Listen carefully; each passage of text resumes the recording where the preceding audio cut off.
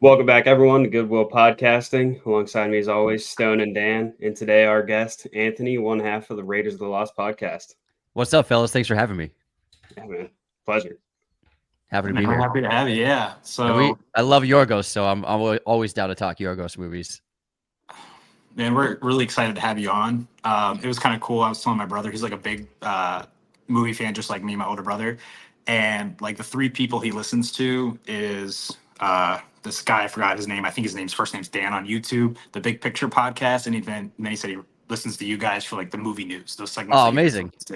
Yeah. So he like doesn't listen to anything. Like I don't even know if he listens to our podcast, but he listens to you guys. But yeah, we're excited to have you on for Yorgos. I watched some of his short films in preparation, but I thought that'd be a good segue because I think that you know something about short films that I wanted you to share with everyone who's listening. Oh yeah, so I made a short film a year and a half called Midnight Ruin. It came out in late 2022. And then James and I were actually in pre-production on another short film that he's shooting in July in the desert. And then I just made my second short film in England last month.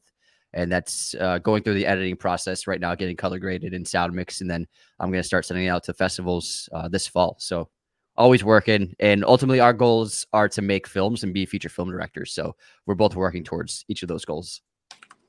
This is something I brought up. We had Jeremiah on not too long ago, and he's making a few films. Do you know about Cincinnati's film festival?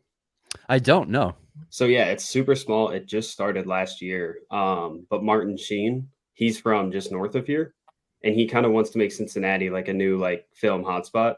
So that might be one you could look at submitting your film to. Yeah, absolutely. Hit me up with their information. I'm going to send it out to as many as I can. And it's I had an entirely British crew, so I can if I get into the right festivals, I can send mine to the BAFTAs for possible nominations. So Nice. since I was the only non-Brit on the entire production, so we'll be able to qualify for that. That I know you said you're doing the editing process right now. I just rewatched Midnight Ruin actually before you joined. Congrats. Still, I love the story. I think you wrote it, correct?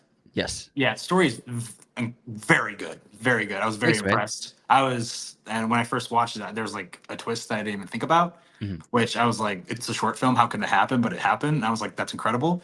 But I realized, I think you did the editing for that, correct? Yes. So are you doing the editing for this new film as well? I did the edit, but I also did the color grading on Midnight Ruin. But I got in touch with a legitimate, huge, high-profile company of color grading, and they have a really talented artist who I got on this short film. So she's going to do an amazing color grade. She's remarkable. So she's going to make the film look fantastic. And we also shot it with a different camera. So I'm interested to see how it'll look. I shot it with the RE Mini. I shot Midnight Ruin with an RE Mini. And then this one we shot with an FX6. And so it looks pretty similar in terms of the log format, but I did a quick little color grade just for fun. And it sleeps and bounds better than the footage I got from Midnight Ruin, because this one's a period piece that I wrote in the 1800s. So it's very different. Nice. What do you think is what's kind of been the most, in terms of dealing with short films, what's like the most challenging aspect for you in terms of either preparation or execution? Like what kind of keeps you up at night the most? In terms of short film, it's the challenge is, first of all, making an interesting story in a small amount of time, but also you're spending a lot of money and it's still never enough time. I shot my last one in 3 days, and I shot this recent one in 2 days. So because it's so expensive if you want to have a legitimate crew, you want to have professionals, so they cost a lot of money. And I would say the one I just made, it probably costs $7,000 per day, maybe more. So you're spending a lot of money, but you don't have much time, because I couldn't afford to shoot for 4 days. I could only shoot for 2 days because that's all I could really had for budget for. So the challenge is trying to shoot that in 2 days and still make it as good as possible. The script was 11 pages, so we shot 5.5 pages per day, which is pretty fast. Generally, a feature film will do about 3 to 4 pages, sometimes more, sometimes less. So you have to shoot at a very fast pace because you only have so many resources for a finite amount of time. So that's definitely the challenge of organizing it. So I spent 2 weeks just working on the schedule of the day-to-day, minute by minute, shot by shot, what exactly is happening, and also organizing things based upon casting, who's involved, what the locations are. So the challenge is to get it all done in a short amount of time, because you really, like, if you compare it to like a feature film, if that was a 90-page script, we would have had like 30 days to shoot it. Mm. And so you could do 3 pages a day as opposed to pretty much 6 pages a day I did. I say congrats because like, you know, you guys started out with the podcast and now because of that, you're able to make these films like what you really want to do. And even watching Yorgos's films and then your film, like I can't help being a film lover, you know, thinking about maybe, you know, there's, you know, these shots, the way the story is written, like we're starting this podcast. We're really excited about the future. I was like, maybe we can get up to your and James level eventually, you know. Everyone has a story to tell, I think. And in terms of Yorgos, he was actually a huge figure for me when I was like 16, 17. I saw Dogtooth for the first time, and that really like changed helped change my perspective on what films were.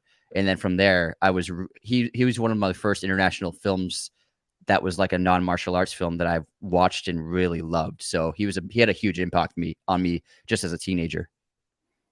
I say with doing these rewatches that I've been doing for this episode, like right at the beginning of your film, I don't know why it just reminded me of Yorgos's films, but there's like it sounds like a very deep cello, like right at the beginning. Yeah. And your score feels very, you know, particular and important.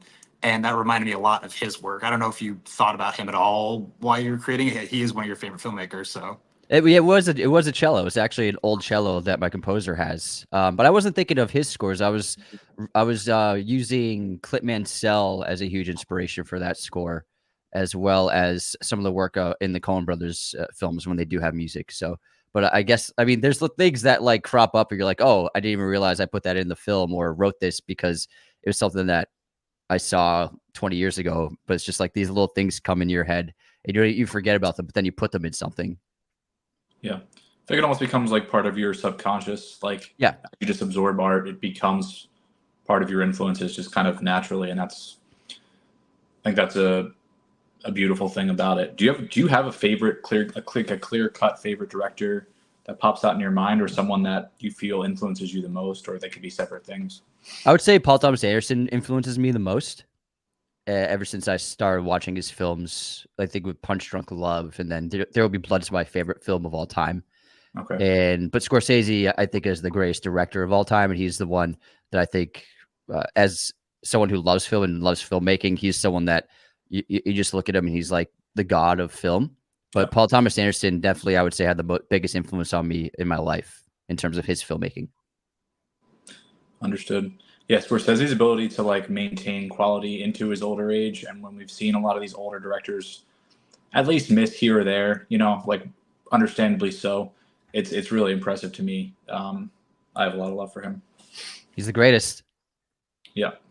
With you loving Dogtooth so much, like when you first watched it, was that before or after The Lobster came out, when you visited that for the first time? Oh, I saw Dogtooth in 2007, 2008. Oh, so okay. Yeah, I was in high school, I think, when I saw that. And it was when I was getting into film that wasn't like generally Hollywood studio films. Gotcha. And I was getting into international films like the Dardennes brothers with Rosetta and L'Enfant, and obviously learning about some of the greats. But I was watching a lot of contemporary international films, and that was one where with Dogtooth, if anyone hasn't seen it, I won't spoil it, but there's really nothing like it. And Yorgos, like basically his entire filmography, he has a very specific tone. I like to think of him as like a more somber Wes Anderson, whereas films are they aren't really. It doesn't feel like his films always take place in our reality, but they have a realism to them. Unlike Wes, where there is no realism, it's all fantastical.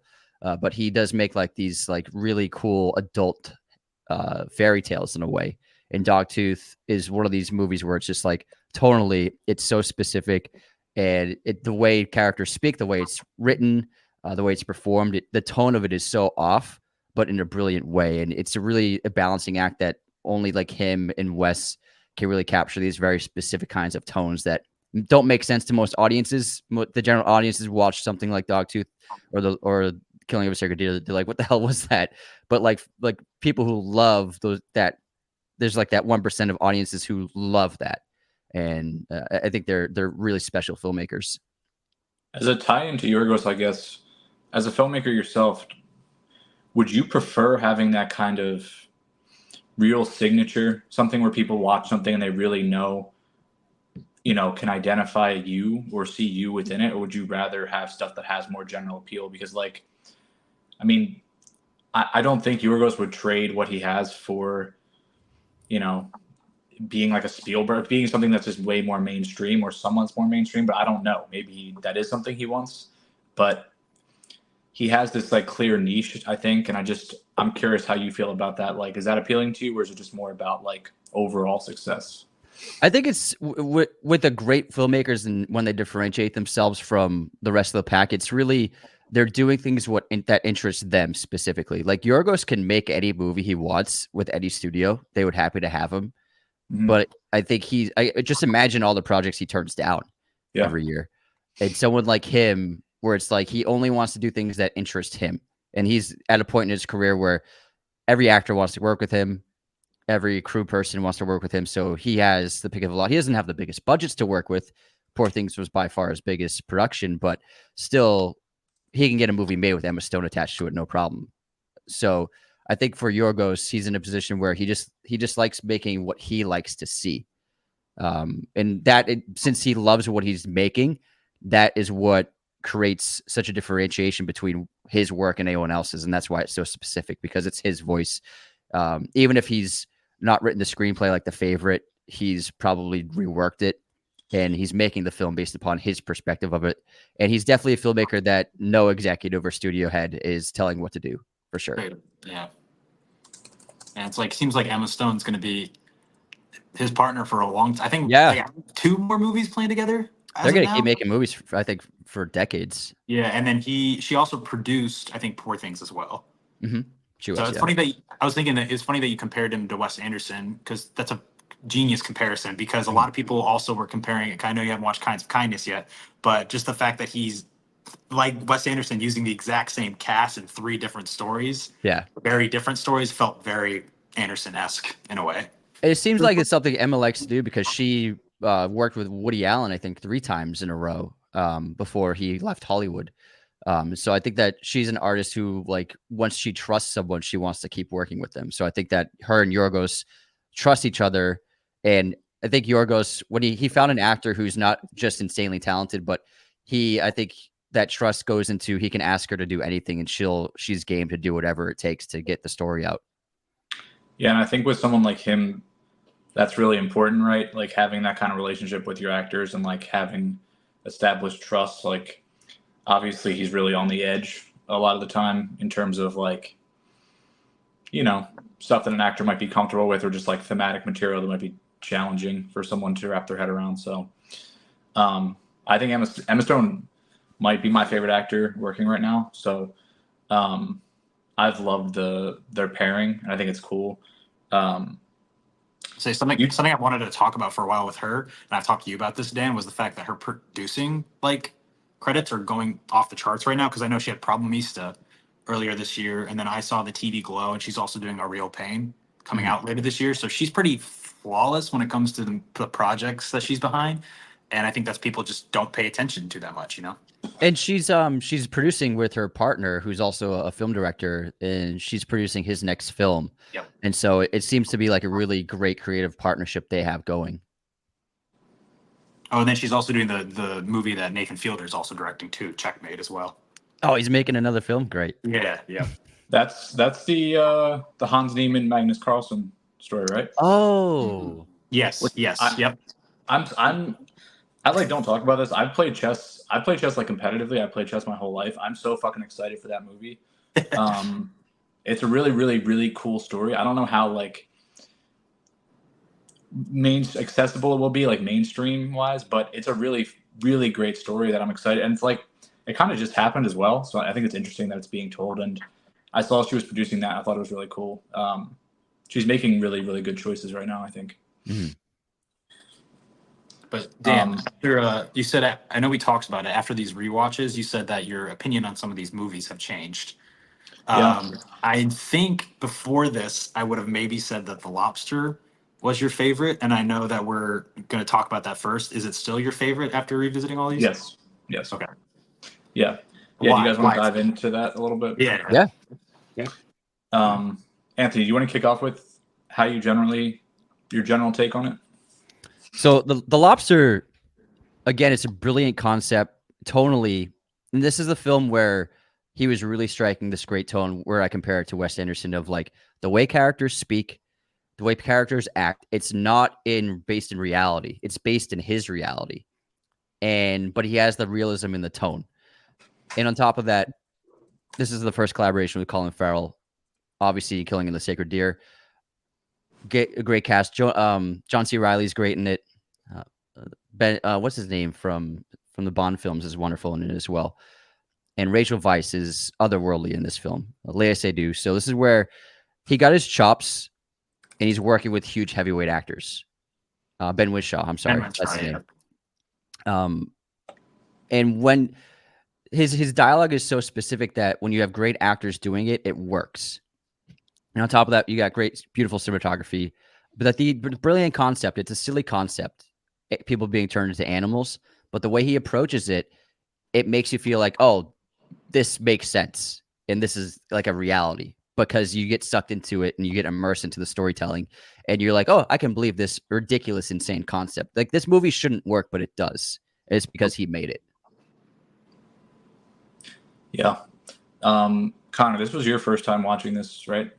Yeah, first time for everything but Poor Things today, actually. Okay. So, How did you feel about it? I enjoyed it a lot. I do think it's in fourth for me today out of the movies we're talking about, but that by no means it's a bad movie. I mean, I still have it at a 4 out of 5. But it did remind me a lot similarly to a book I read in like middle school, kind of where it didn't seem like there was kids in this like world almost, or at least I didn't see. They're used as props, actually. They're used to like help the relationship. Like if they were arguing, they're not their kids. They're a random child. Like, we'll give you a random child to help out. But the book I wrote was called like The Declaration, and it was basically like kids were kind of just in like this facility and like because they figured out how to make people live forever. Obviously not this movie, but only adults were allowed in the world as long as they had a significant other. So it reminded me a lot of that book that I read growing up, which I enjoyed a lot. Because for a long time, that was my favorite book.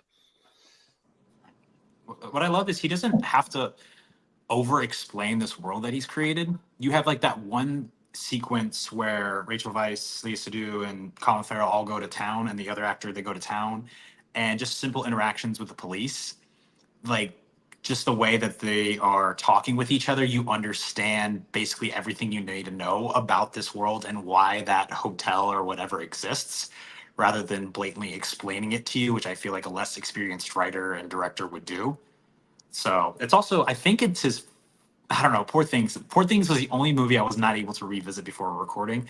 I think this movie's hilarious, and I forgot that John C. Reilly was in it, and I think that's such a unique casting when it comes to his other films, and I really, really love that, and I think he might be my favorite part of it. But then also watching Colin Farrell in this and Killing of a Sacred Deer, two completely different characters, it just really made me appreciate him so much as an actor and very jealous of his facial hair.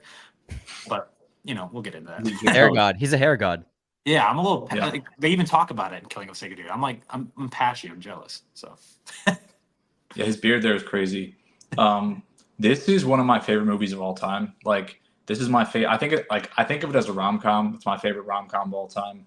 It's very like dark rom-com, but that's kind of how I view it.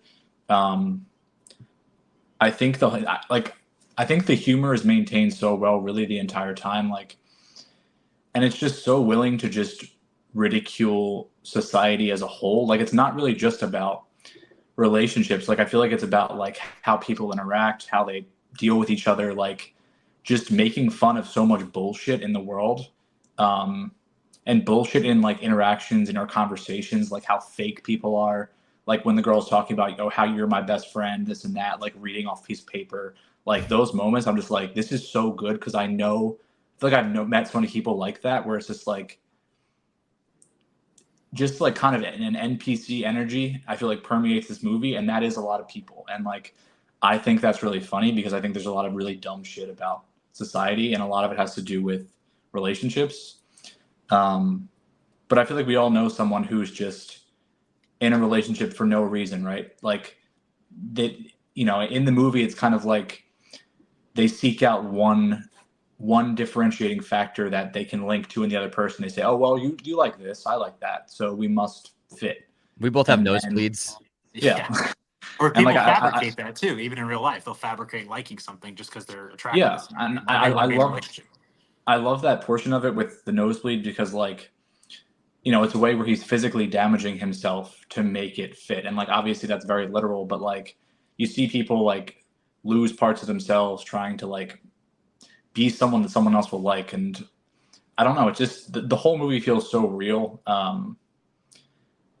I wanted to bounce off you guys though. I think it really splits in the middle, right? Like when you jump into the forest, it's really the dead center of the movie.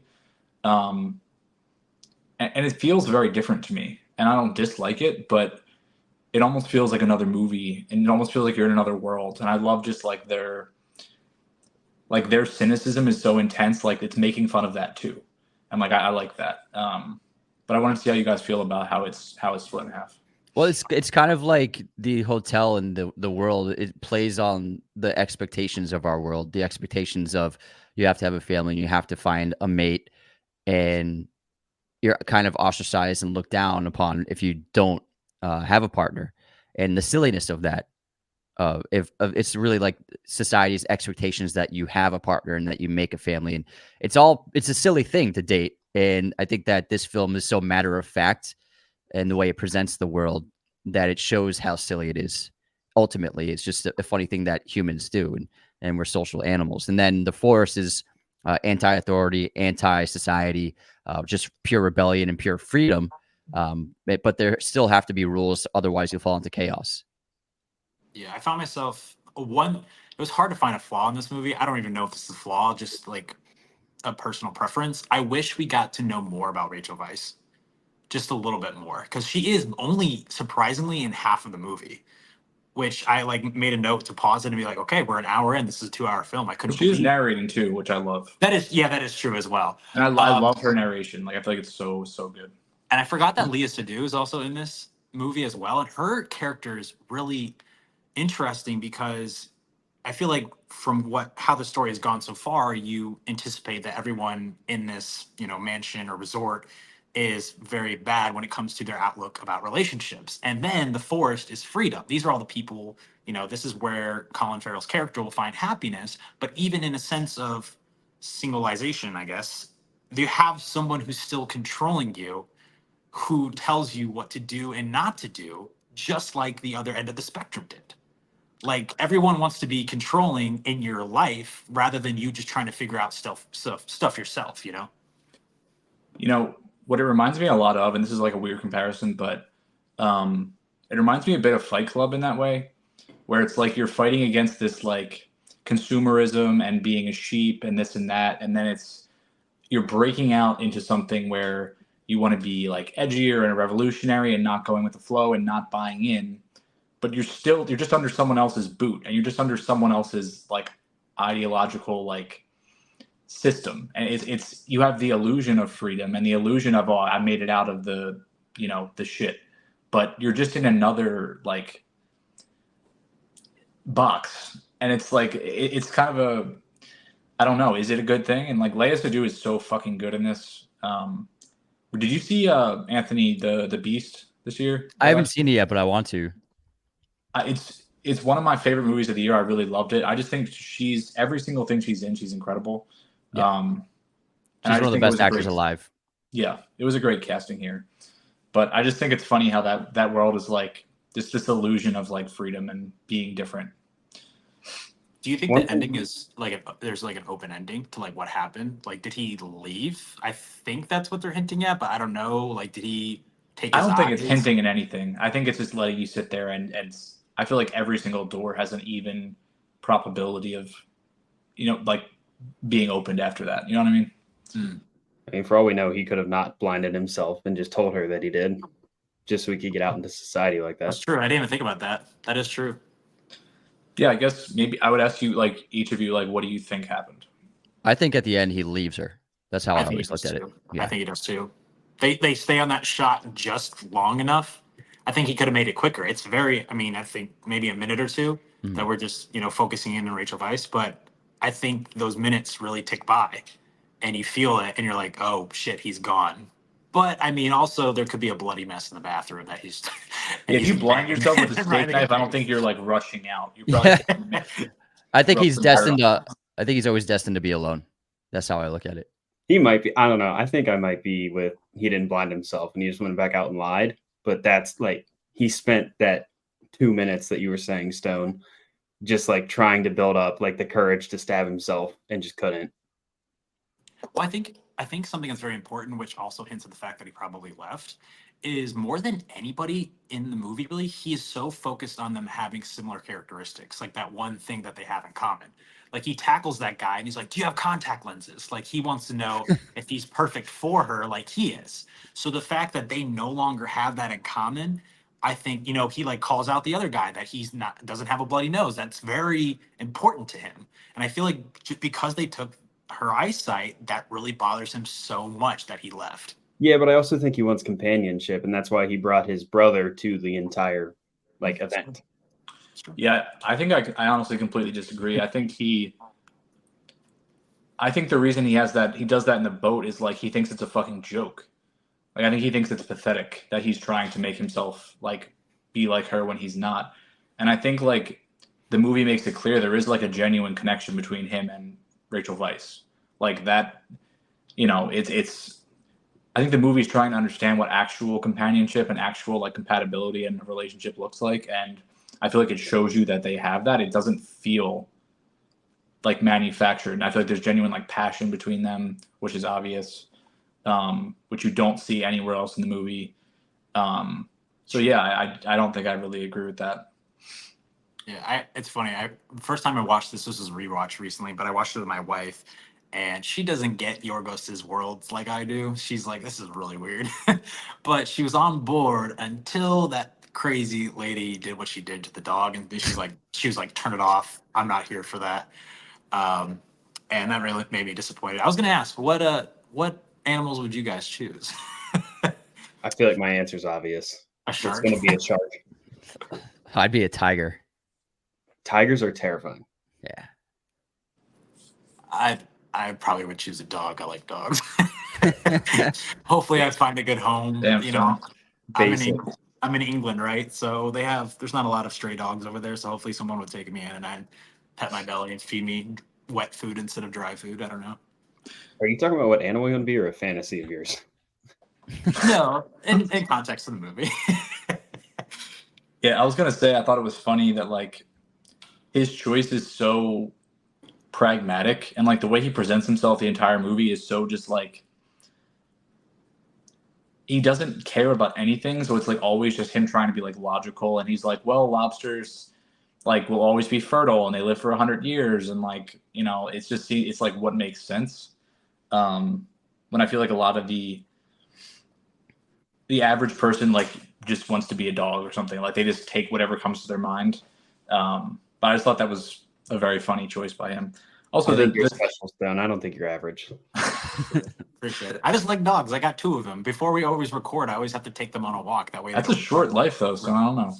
They live good lives though. They get pet and taken care of all day. Most of them. That's true. Yeah. That's what I'm saying. I'm not gonna get boiled like a fucking lobster. Like that one guy calls me out. He's like, "You're a dumbass." But it's like also the John C. Reilly chose to be a parrot. And he's like, "You chose the one thing that could talk or whatever." Yeah. The moment with the dog is very dark though, and something I was looking at, the co-writer of this was Efthimis Philippou. I think that's how you pronounce his name. And he has co-written all of Yorgos's like darker stuff. So he co-wrote on Dogtooth, he co-wrote on The Lobster, and Kinds of Kindness. And I think Alps too. I haven't seen Alps. And I feel like you really feel his influence when he's there. Like I don't know, maybe it's not Yorgos that's fucked up. Maybe it's him. I don't know, but I just something I noticed in terms of the writing. Speaking of fucked up, do you want to maybe get into Killing of the Sacred Deer? No deers are killed. I was honestly waiting for that. I didn't know that this is like based off of a fairy tale. I think, right? Yeah, I believe so. Myth, yeah. Yeah. Well, I look at I do think a deer was killed, and I think of this is spoilers for anyone who hasn't seen the film. I think that the children of the deer. So I like to think of like the kid that ends up getting killed is like the killing of a sacred deer. Well, then I also interpreted it as possibly Barry Keoghan's father, because I think that's what happens in the tale that this is being drawn off of, is the consequences of this figure dying is what's happening to Colin Farrell. I think. Yeah, But also, ultimately, you can interpret it any way you want, kind of thing. What this is like what I was talking about in terms of like being like he's a fairy tale for adults, because this is like a fairy tale but in our world. Yeah. You know, this is something that you might hear read in a Grimm fairy tales novel or an ancient myth, but it's set in contemporary times, which it's never really done like that before. And so it's cool to see like a myth, something that might be a myth that where it's in our world, which I think is just so fascinating. And the way he shoots this, he changed his cinematography, and this is a really big stage in his filmmaking where he started using extremely wide lenses. Yeah. And now with Poor Things going so wide that they're basically fisheyes half the time. Yep. But this is the big one where we get these hugely wide lenses, like 18 mil, 15 mil lenses in hallways, shrinking the characters and expanding the sizes of the sets, whether it be a hallway or a room. And so I think that this is really, he's evolving as a filmmaker visually and trying new things out to the point where now he's just experimenting with every film he does, which I think is great. Yeah. And I kind of wanted to ask you guys about what you think his best looking movie is, because I feel like you can kind of make an argument wherever you want, and I feel like it kind of comes down to like personal taste. Probably most people would not say The Lobster. It's probably the most dull and gray, and just I do like a lot of like, I love a lot of the shots. I like the slow motion stuff in the forest. Like I like the way the forest looks, but it's just like Killing of a Sacred Deer has a very, very, like I feel like it's one of the movies when it's on, you know exactly what it is by glancing at the TV. Like it's a very unique look. And the same thing with The Favorite, and the same thing with Poor Things. They each have their own kind of flair to them. But this movie does look very good, I think, and it looks better than I remembered. I think it's one of its strengths, honestly. I say for best looking, I would probably go with The Favorite, just because for me it's a lot about set design and production design, and I guess looking at all of his films, it would be between that and Poor Things. And I think more than Poor Things, The Favorite is more practical. So I think that's why I would give it the edge over Poor Things. Yeah, I mean, The Favorite has a shit ton of practical lighting and so much firelight and candlelight. The lighting's crazy. I might go Poor Things just because I like how it starts in like gray and black, and then like it goes into these like just bright, beautiful like watercolor almost. Yeah. And Connor, did you recognize? I think Killing of a Sacred Deer was shot in Cincinnati, correct? It was, and I got very excited when I saw that. No way. Yeah. So there's been like maybe 2 movies ever shot here. I think Connor was hoping that you would say that, Dan. I think he's about to go off. Yeah. No. Yeah. So there's a lot of cool things. One, you can see the location where my wife and I got married. Oh, shit. And the hospital that they're in is the hospital my daughter was born in. Damn. Oh, So wow. that escalator where he collapses at the bottom of it, where you're kind of looking down, that's the escalator I had to ride down to go get the car when we came home. That's so cool. That's why you should, at the beginning of this podcast episode, you should have your wife like go up the top of the stairs, and you can like recreate it, and then we can like start the podcast. You're just like, that's a bad omen. Don't do that. Yeah. How do you guys feel this movie stacks up against the rest of his? This is one of my favorites, honestly. Yeah, this is also this is one of my favorite Yorgos films. It might be in my top 3. And this was the first time I had ever seen Barry Keoghan in anything, and I saw this in theaters. And I walked out of the theater, and I was like, I don't know who that guy is, but that's the best performance I've seen all year. I think that it's a shame that he wasn't at least nominated for anything, because when you know how he actually is in real life, and then you watch this film, it's really a full-on immersive transformation into a different person. And he performs in a way where it kind of feels like he's not, I wouldn't say he's like a monster, but like he doesn't feel like a person. And he seems to know things that a person couldn't know. And I think there's just so much mystery shrouded in who his father was, and the lack of explanation about it, other than him eating spaghetti too, I think is just so brilliant. Because if he went, I think so many other filmmakers probably would have been like, oh, we need a monologue describing the father, and how a curse like this could be done and like what this family, what Yorgos is like, we don't need any of that. The mystery around that family is just it's such a magical part of this film. And it really does tie to Barry Keoghan's performance, which is phenomenal. And I still think his career best. Yeah. And I like a lot of what I like it for a lot of the reasons you just said. And I think the aspect of, there's no tangible answer to what's going on. He's not like poisoning them. It's not this. It's like he is not human, seemingly. Like he has something else about him where he has cursed these people. Like that's what it is. He seems to be able to like lift it and put it back whenever he wants. And it's just, it's not like a mustache twirling performance where he's just like, I'm evil. It's so matter of fact with everything he does. And there's like in this movie, all of his like his control over his cadence and like his pitch, like he does so much weird shit that's just like so off-putting, and like the way he speeds up and like it is a special performance. But still, and then like you said, this is Iphigenia, which they mention in the movie. And basically it is this story. And in terms of the story, like his father would be the sacred deer. So like Agamemnon in the Iliad was taking his army to Troy, and he killed one of Artemis's stags. And basically to punish him, she took all the wind out of the sky. So his army was sitting in the middle of the Aegean or whatever. And she said, you have to sacrifice your daughter to be able to move your army forward. And then some versions of the story he does, and other versions of the story he doesn't. And sometimes Artemis saves the daughter. So like there's different ways you can kind of read it and different ways it goes. But I wish directors did that more, like put modern spins on mythology, because there's so many incredible stories. And like, I fucking love The Green Knight, and I love the way they took that story, respected it and told it, but also like made some changes that frankly improved it. And like, I don't want to go off on a tangent, but I just wish directors did that more. And I do appreciate it. This for me though, like out of what we're talking about today, it's in last for me. I just think like big sigh. I don't know. I do really like it. I just think it flirts with like being a little too like shock value-y with not enough behind it. Even with the opening with the beating heart, I'm just like, I mean, it's a cool shot, but like, what is this actually adding to like the narrative? I don't know. It's just little things like that. Well, I look at the beating heart. That's the dad's surgery that goes wrong. That's what I was thinking it was. Yeah. Absolutely, but it's a long ass shot. Like it's just a little. I mean, I get that's how he is, but I also think it was a real surgery, I believe. So I think he was like, I want to capture this on film. Like it's a real beating heart.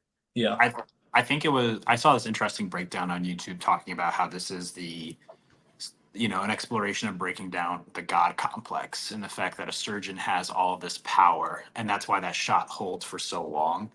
Like you are so vulnerable if you're in that state to someone, like they could end you just like that. Yeah. Which he basically did.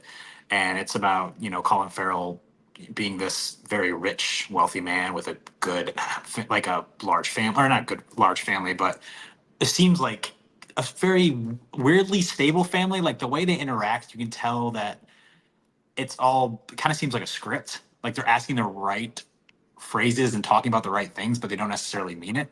I feel like very much like The Lobster. Like it's the same dialogue, right? Like it's the same exact, like just literal dialogue. Yes. Like. I have a weird question. I put a Letterboxd review on, and someone commented this, and I'm really bad at black comedy. I liked The Lobster a lot when it came to that. But do you guys think this movie's funny? Because I didn't think it. Okay. I think all of his movies are hilarious. All right, because I didn't. Out of all of them, I think they're very funny. But this one's the one where I didn't laugh that much. This is terrible. The part that I laughed at the most is when he kept on picking up his kid and dropping him. I thought that was pretty funny. That's very dark, but it's just like, come on. Yeah, I mean, I don't think there's really a way to watch this if you don't think it's dark comedy. Like, you're not going to make it through otherwise. But like, even the scene when they're in the bed and the son's like, "I'm going to go walk now," and he just fucking falls out of the bed, starts quickly. Yeah. And the you talk, can't not laugh. the scene about the chest hair, I think the armpit hair, I think is Yeah. so funny. And then also him trying to get him to sleep with his mom.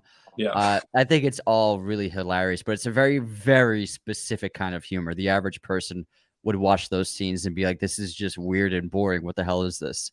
I say when that person said that, I did forget about the fact that his mom tries to like eat his hand. Yeah. I did forget about that part. He has very beautiful hands. He does have really good hands. And yeah, someone also a good metaphor is that when there's a certain shot where he has the blood on his gloves and he's taking it off, revealing his perfect hands, but the fact that he is like kind of trying to wash away what he's done. Thought that was pretty good, metaphor for actually the type of person he is. My wife Well, watched this movie with me, and she actually got pissed off about that scene because she worked in the children's hospital here for a little bit and said that's not how you properly take off scrubs and gloves. I thought the same thing. I've worked in the hospital. I was like, that doesn't seem you like the would. right way to do it, but whatever. They don't even wear masks in movies half the time in surgery. Yeah, just like eating, like Yeah. drinking. He's got to show off that beard he's got. Yeah. Yeah, I think I wanted to say really quick what you said about the gloves. Like, it also kind of shows how he can quite literally have someone's blood on his hands, but he kind of just takes them off and leaves them there, and he seems to have no guilt. Like, he seems to carry nothing with him about the mistakes he makes, and like, I don't know how much exposure you guys have had. I mean, obviously professionally so, but like, I've spent a shitload of time in hospitals talking to surgeons, doctors, with like fairly serious stuff, and I've had times when I've needed to like step away from doctors, and I've seen my dad had the same thing happen, where like these people are so fucking cold and just like clueless in terms of like social skills, and there's like a sociopathic energy to them where it's like almost impossible to communicate with them at times, I think. And I've also seen like, I mean, my dad has dealt with some medical stuff, and it's like sometimes you feel like they'll almost use people as guinea pigs. Like, they'll be like, oh, we'll try this, we'll try that. There's like this new experimental treatment that's this expensive, and you can have it. We don't know what it'll do, but like, it's very much just, it's like their sandbox, but it's people's lives they're playing with. And I think this movie captures that so well. Even when she's talking to the anesthesiologist and he's like, well, it's never my mistake. It's always They both say that. They both Yeah. do it. Yeah. Exactly. And, she literally has to fucking jerk the guy off to get him to like talk about something that happened that he obviously remembered, but pretends he like, Yeah. it is very good. And it's a very like scathing critique of these people. So I do really like that aspect of it and respect it, because I feel like everyone has had some type of experience. Kind of a little context as to why like doctors are like that. Like Anthony, the two guys know this, but I was for a long time, it changed my career. I thought it was the best thing for me, but I was about like next month to start being a physician assistant, which is basically like nurse practitioner, which is what I'm trying to do now. Or who knows? Talking to you, I might be a filmmaker, But but something that's very interesting when it comes to the difference between a physician assistant and a physician that I found very fascinating, just doing research on it, because I never wanted to be a physician, because originally I was trying to be a veterinarian and I just thought my life was passing too by. And I know that takes a lot of time. Is the fact to go to medical school, you do not need any patient care time. You need good grades and good test scores, but you can do shadowing, but it's not a requirement to have a certain amount of hours where you're actually dealing with patients. So I think that is a reason why sometimes doctors don't have the best bedside manner, because they don't necessarily, they'll get that. Like, they can get that in their clinical rotations, years and years of practice. But before you start school, it's only good grades that get you in. It's not this building a relationship with both the staff and also the patients itself. And I had 2, 3, 4,000 hours worth of experience just to apply for some schools. So I think that is a reason why 50-50, sometimes you have a good doctor and who's very good at talking to you, and sometimes you don't. Also, I've done research in the past on something I was writing years ago. In a heart surgery in particular, so heart surgery for a person is one of the biggest events of their life, and it's obviously filled with so much risk and anxiety. But for the heart surgeon, it's like the fourth one they did that day, because heart surgeries actually aren't that long in terms of how long they take. They'll do 5 or 6 a day, and so you do that for 20 years, and you've done like 10,000 heart surgeries. So it just becomes a thing of, it's just a number. It's just another one. It's just another Tuesday.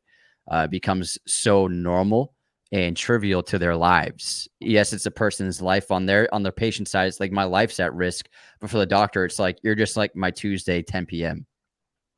Yeah, and I think it's a problem. But I feel like this movie also is just like, it's all his fucking hubris. Like, he literally invites this kid into his fucking house to start the movie. Like, and he, nowhere in his mind is he like, there might be some kind of resentment. I mean, obviously he doesn't expect some kind of fucking curse to be put on his family, but like, nowhere in his mind is he like, this is a bad idea, or this is inappropriate, or like, I don't know. He's just like, oh yeah, come over, meet the family, hang out with, like, and you find out he was drinking when he was operating, and he like, there's nothing clicking. He doesn't even really show emotion until near the end when he like breaks down and cries. But that's the first time you see him like really register anything emotionally, or like in terms of letting it out. It's a really good performance from Farrell too. Even though Keoghan kind of like, and Nicole Kidman. I mean, she's awesome. She's great. I was going to say this when you guys were talking about it earlier, but Barry Keoghan, I've really been impressed. Like, he was nominated for Banshees and everything that he doesn't do, Eternals, and anyway, he's very good at acting like a really good creep, like with Saltburn. And I'm not surprised that Matt Reeves, he's like, oh, you Joker guy, like a really creepy dude. Let's do Barry Keoghan for like a scene or two. Like, I don't want him to get typecasted like that, because I think, in my opinion, Banshees is his best performance, but he's really good at doing that. I still haven't seen Banshees. Oh, he's unbelievable in Banshees. That's one of my favorite movies of 2022. Same. Decision to Leave, Tar, and Banshees were my top 3. It's a great fucking top 3. I love that. Oh yeah, man. Yeah, Tar is incredible. But I was gonna say, I think Nicole Kidman is really one of the only characters you have any respect for in this movie. Like, she kind of starts to, like, at least to an extent, I think she at least is fighting to try to, what? We're making faces. Say what you want to say. So, well, she kind of like doesn't want him to kill her, so she presents herself and she lays on the bed, and then she also talks about killing the kids. But go ahead. But they all do that. Like, I feel like each one of them kind of begs for their life in a way, or like presents themselves in a way, except for the daughter, who basically is like, why don't you just kill me? Like, another thing with the daughter, this is like really, really dark, but that scene where she is with Barry Keoghan and then she lays on the bed like Nicole Kidman does, like, was he abusing her, Colin Farrell? Did anyone else think that? I'm guessing that she's probably seen them do it that way. Yeah, because there's two options. She thinks that's the way to have sex. Yeah, and they're both upsetting options, but that crossed my mind. Like, I don't know, but that was definitely very odd.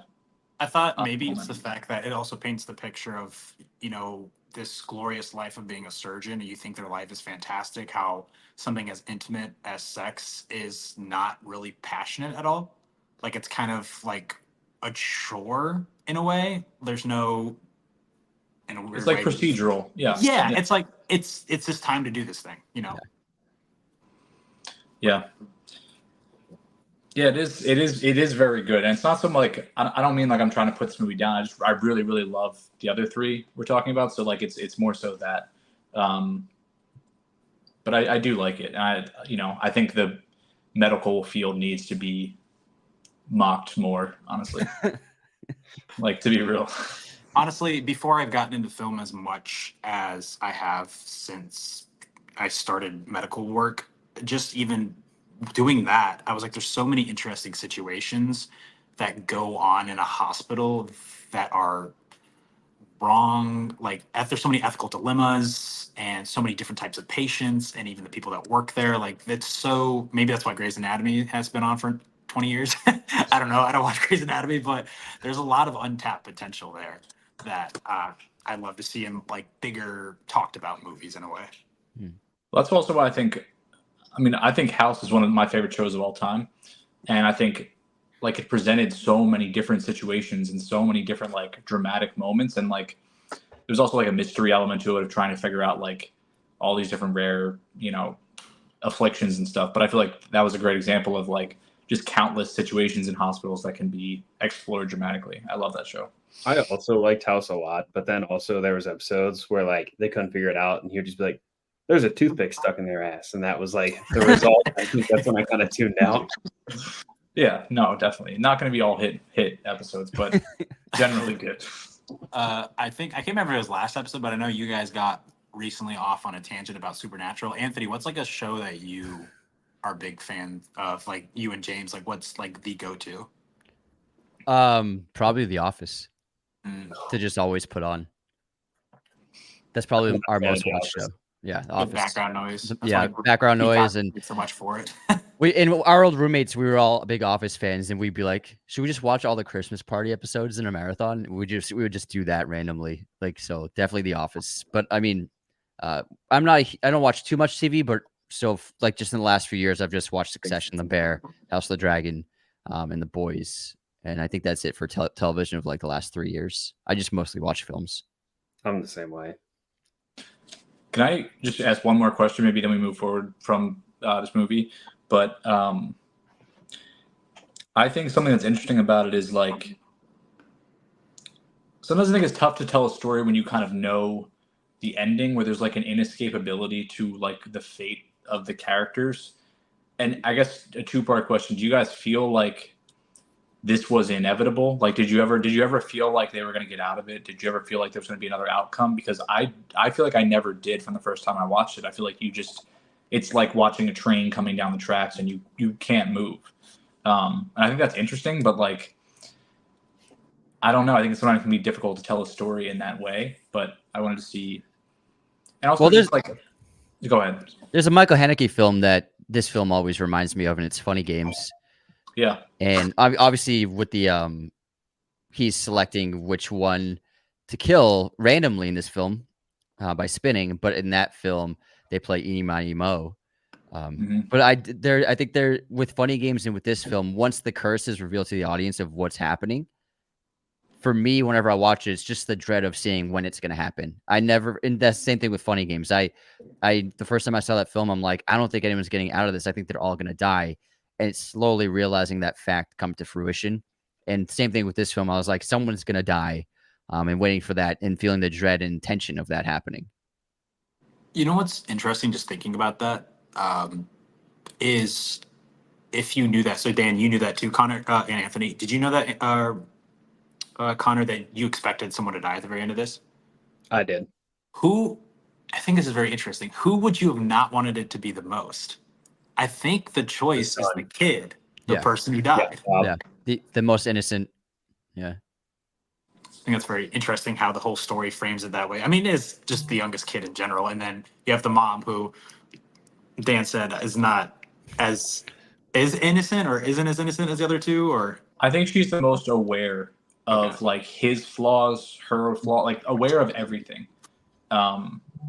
Complicit. And like yes, like she still has made bad decisions and is not a good person, but like seems the most human to me, like in a way.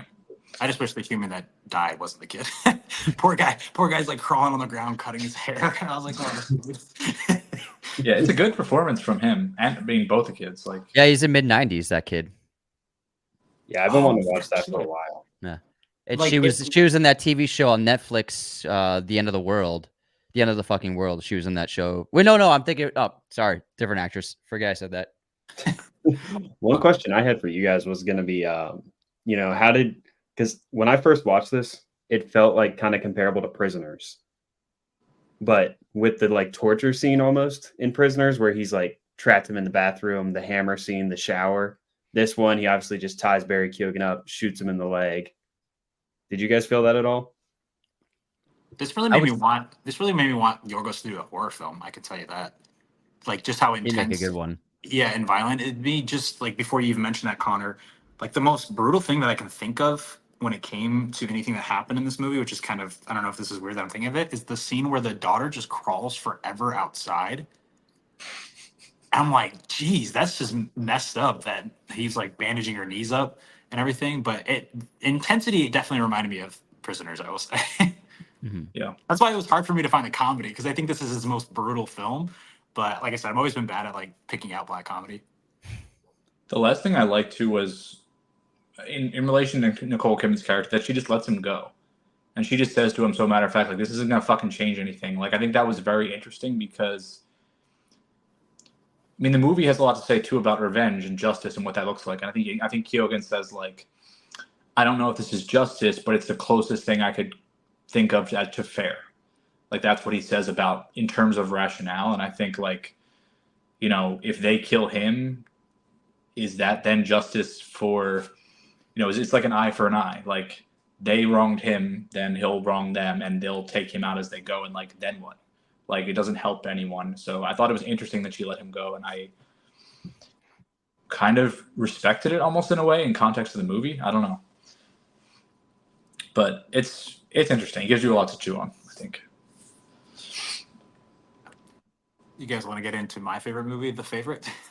Oh, hell yeah. I love The Favorite. So this is the movies that I hadn't watched before this was obviously Kinds of Kindness, but was The Favorite and Killing of a Sacred Deer. So these two movies that we're about to talk about, or one we just did, these are both new watches for me. And I was fascinated with the story of this film. I think it's really brilliant. I remember always going into this thinking about the fact that this film was nominated for 10 Oscars. And I was like, all right, well, let's see how it is. And it lived up. There's so many, when you're in the film community, I think there's so many films that you get heard talked about a whole lot. And you're like, these are one of the best. And sometimes they don't live up to the hype. And I'm like, is something wrong with me? Like, did I not see something? Is it just because my first watch? But everything that happened in The Favorite, the dynamic between the three women and who each of them are, they're so different from one another, but their relationship is so interesting. And I said this in my review, but I'm not a history guy. And Anthony, you seem like one, and I know Dan is. But this made me want to look up everything about Queen Anne and Rachel and Abigail. And I found out a lot of stuff. There's no bunnies, but that was fabricated. But This is, I think, his funniest film. And I it's would his, agree. I would agree. yeah. And even after Poor Things, I still think it's his best production so far, because I'm always a fan of as much practicality as possible. And like I said, so much of this film is candlelight or natural light, or the illusion of natural light through windows. And uh, also the costuming is so interesting. This was his first foray into period piece territory. What's so cool about the costuming in this film is it's period accurate, but it's tonally different. Mhm. There's so many blacks and whites in the clothing. So they approach it authentically, but they put their own spin on it. And it's not too much where it doesn't feel realistic, but it matches the odd tone of the film. And also, this interestingly, he didn't write this screenplay, so this is, I think, the only film he made that wasn't his own adaptation. But still, he's really the perfect voice to adapt this really specific tone in this really interesting, funny, weird story that's so different from anything we've seen in the genre before. It's different from what he's done, because I feel like he, even in Kinds of Kindness, like he creates these stories and these small little worlds where they're just weird and different. And this is kind of like inset in the modern, like actually something that kind of went on. Everything is realistic in a sense, even though he definitely had some fun with the story itself. Yeah. I also, it's hard for me to rank how funny these movies are. I do think Poor Things is hilarious, and I think The Lobster is like so funny. But this is very funny to me too. Especially, I also think it's like the easiest to laugh at. Like it's the lightest tonally. Not that it's like light, but it is the lightest story he's told. Right? I mean, what do you think about it? And I agree, especially with Nicholas Holt's character. He's just so funny on screen. I think he's one of the most underappreciated actors. Oh yeah, definitely. And there's a lot of great visual metaphors in this film, whether it be the men throwing fruit at that guy in slow motion, or like you said, the bunnies at the end, the power dynamics involved. I think there's this film, there's a lot of depth to it, and he has a lot to play with in this world. I love his period pieces, but I haven't seen Kinds of Kindness. I'm really looking forward to seeing him go back into contemporary times, because I think that's where I started with Yorgos films. And so I'm looking forward to seeing a contemporary film. But in terms of period pieces, I think this is one of the favorites, one of the best ones of the last 10 years. Yeah. Kind of a little tangent here, but just talking about Nicholas Holt. I know everyone's kind of high off of seeing possibly the Nosferatu trailer that was in front of the bike rider. Something I found out recently that I forgot about, that I guess news came out when Nosferatu was first being made, was that Harry Styles was originally supposed to play the Nicholas Hoult character. Yeah, that's And who we originally cast. yeah, that's really fascinating to me because I feel like ever since what, Don't Worry, Darling, he's kind of just swayed away from acting or hasn't really pursued anything since that and The Policeman kind of came out at the same time. So I wonder, it doesn't seem like he's really into it right now, at least. So I feel like that's very interesting. I'm really happy that Nicholas Hoult is in it. I saw the trailer and it looks fucking incredible. It looks insane. I I told Dave about this, or I told my brother about this. Very funny. So for Kinds of Kindness, I didn't. Did you know that it was limited release for the 21st? I don't know why. I usually am caught on to that, but for some reason I thought the 21st. I was like, oh, sweet, they're doing wide release for the 21st. So I didn't know that it was limited. So I'm in New Jersey. I had to take a train to see Kinds of Kindness, and I originally was going to go Thursday, but there was a fire in a city in New Jersey, and the fire came over on the tracks. Oh shit! So I got lost in the Newark airport and had to take a bus from the Newark airport. Sounds fucking awful. Yeah, I went to the airport, had to take a bus from Newark Airport to Newark Penn Station and then back to my home because I missed my showing of Kinds of Kindness. Luckily, it wasn't one that the cast was there. I would have been really pissed about that. But anyways, I wanted to see. This is terrible. And I don't know if this is a film sin.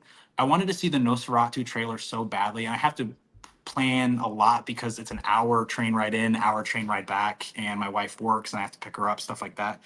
So I went and watched Kinds of Kindness, and then I left Kinds of Kindness with 20 minutes left. Terrible. But if I didn't do that, I wouldn't have seen my next movie, which was The Bike Riders. And I No, you wouldn't would have just missed the fucking trailers. Well, I wouldn't have seen the Nosferatu trailer. So I watched the It's a Nosferatu terrible trailer. choice. Hold on. I watched the Nosferatu trailer, and then afterwards, I looked at my phone and I was like, okay, there are some showings of Kinds of Kindness, and I can't see the theater, so I'm gonna pop my head in.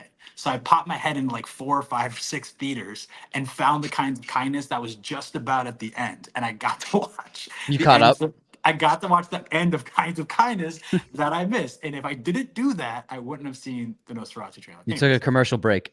Yes. That was a fucking odyssey, man. Jesus Christ. That was a lot of planning. I was very worried. I wanted to watch Thelma too, but I wouldn't have had enough time. Anyways, The Favorite. Sorry.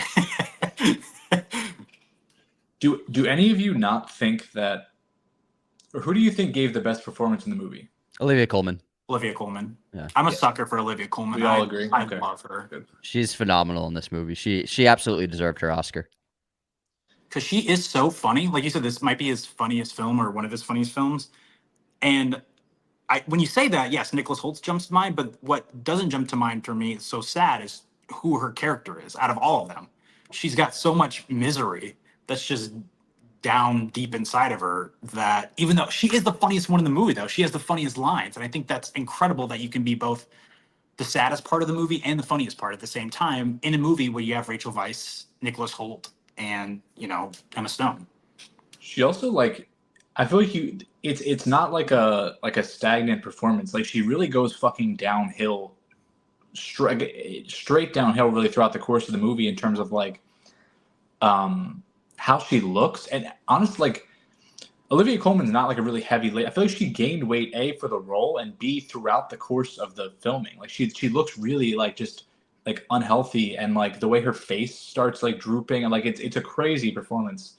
But she really changes as it goes too, and it's really compelling. Like, I think it's one of the best performances of like the last good while. Like, it's really, really strong. I think this movie doesn't get talked about like quite enough. Like, it does get talked about, obviously, but like I think it's really, really special. I love it. I don't think I've really heard a word about this movie until we planned this episode and you guys mentioned it. Just sad. Yeah, that is sad. I think it's one of my favorite movies of the last several years, and I think it got so many Oscar nominations. Yeah. I think it only won for Olivia. Was the only win. I had to look that up. Yeah. It was only Olivia. But it's just an incredible piece of filmmaking, and it's one of my favorite rewatches in his filmography. This might be my most watched Yorgos film, I would say. Do you guys think that Rachel Weisz was good for Queen Anne? Yes. Yeah. More than Emma Stone. Not there's not even a blend there. I think Emma Stone didn't care about her at all. But Rachel Weisz could have been better. But she definitely like telling it how it is better than sugarcoating it and not being honest with the person. Yeah, Queen Anne actually she loved her.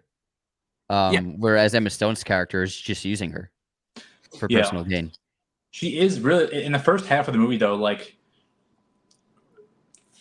Rachel Weisz, like she's a spiteful motherfucker. Like she is fucking mean. Like she treats Emma Stone like garbage. Emma Stone is obviously like the clear-cut villain here. Like it's a pretty evil performance from her. Like well, not at the beginning. Not at the beginning. That's good bait and switch. Like you think that Emma Stone, like she's poor, and you're like you just want the best for her, and Rachel Weisz is the villain. But as the movie goes on, it switches.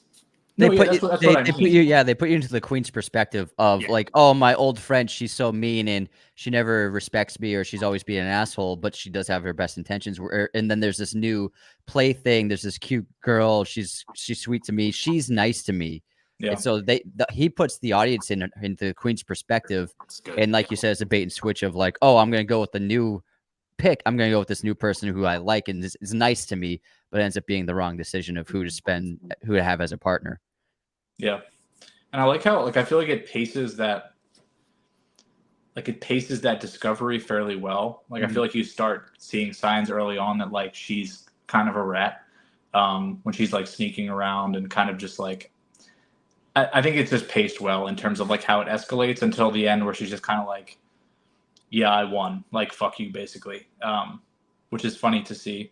And I feel like it reminds me a lot of, like, not really reminds me, but like I feel like her journey in Poor Things is also very well paced, and her development there. It just reminded me a bit of that in my mind because like it is a very interesting arc here, but it's like all fabricated like by her. So I think it's cool. There's like a talented Mr. Ripley vibe to her character. Yeah, I mean this is like Saltburn. This is a much better Saltburn, right? In a way. Oh yeah, yeah. I never understood the hype around that movie. Me either. Talented Mr. Ripley is one of my favorite films, the Minghella version, and so I saw Saltburn as just like a rehash of it, and I was like thrown off by it because there's so many elements in Ripley that they just pulled from. And you know what's annoying is that Emerald Fennell won't admit it. They asked her about it point blank, and she's like, "Oh no, like that wasn't in my mind." It's like, just say it. Like it doesn't matter. It's like, fine. Tarantino and Wes Anderson, they always admit when they pull other things. Like they always admit it. It's only weird when you're not honest. That's when it becomes weird. Like I sent this interesting video to Dan where it's just like another comparison with that is Dune and Star Wars. Like obviously Star Wars is heavily influenced by Dune, but George Lucas won't say that. And it's the same thing with Saltburn and Talented Mr. Ripley. It's like I don't know why everything is inspired by things. So I don't know they have a bathtub scene.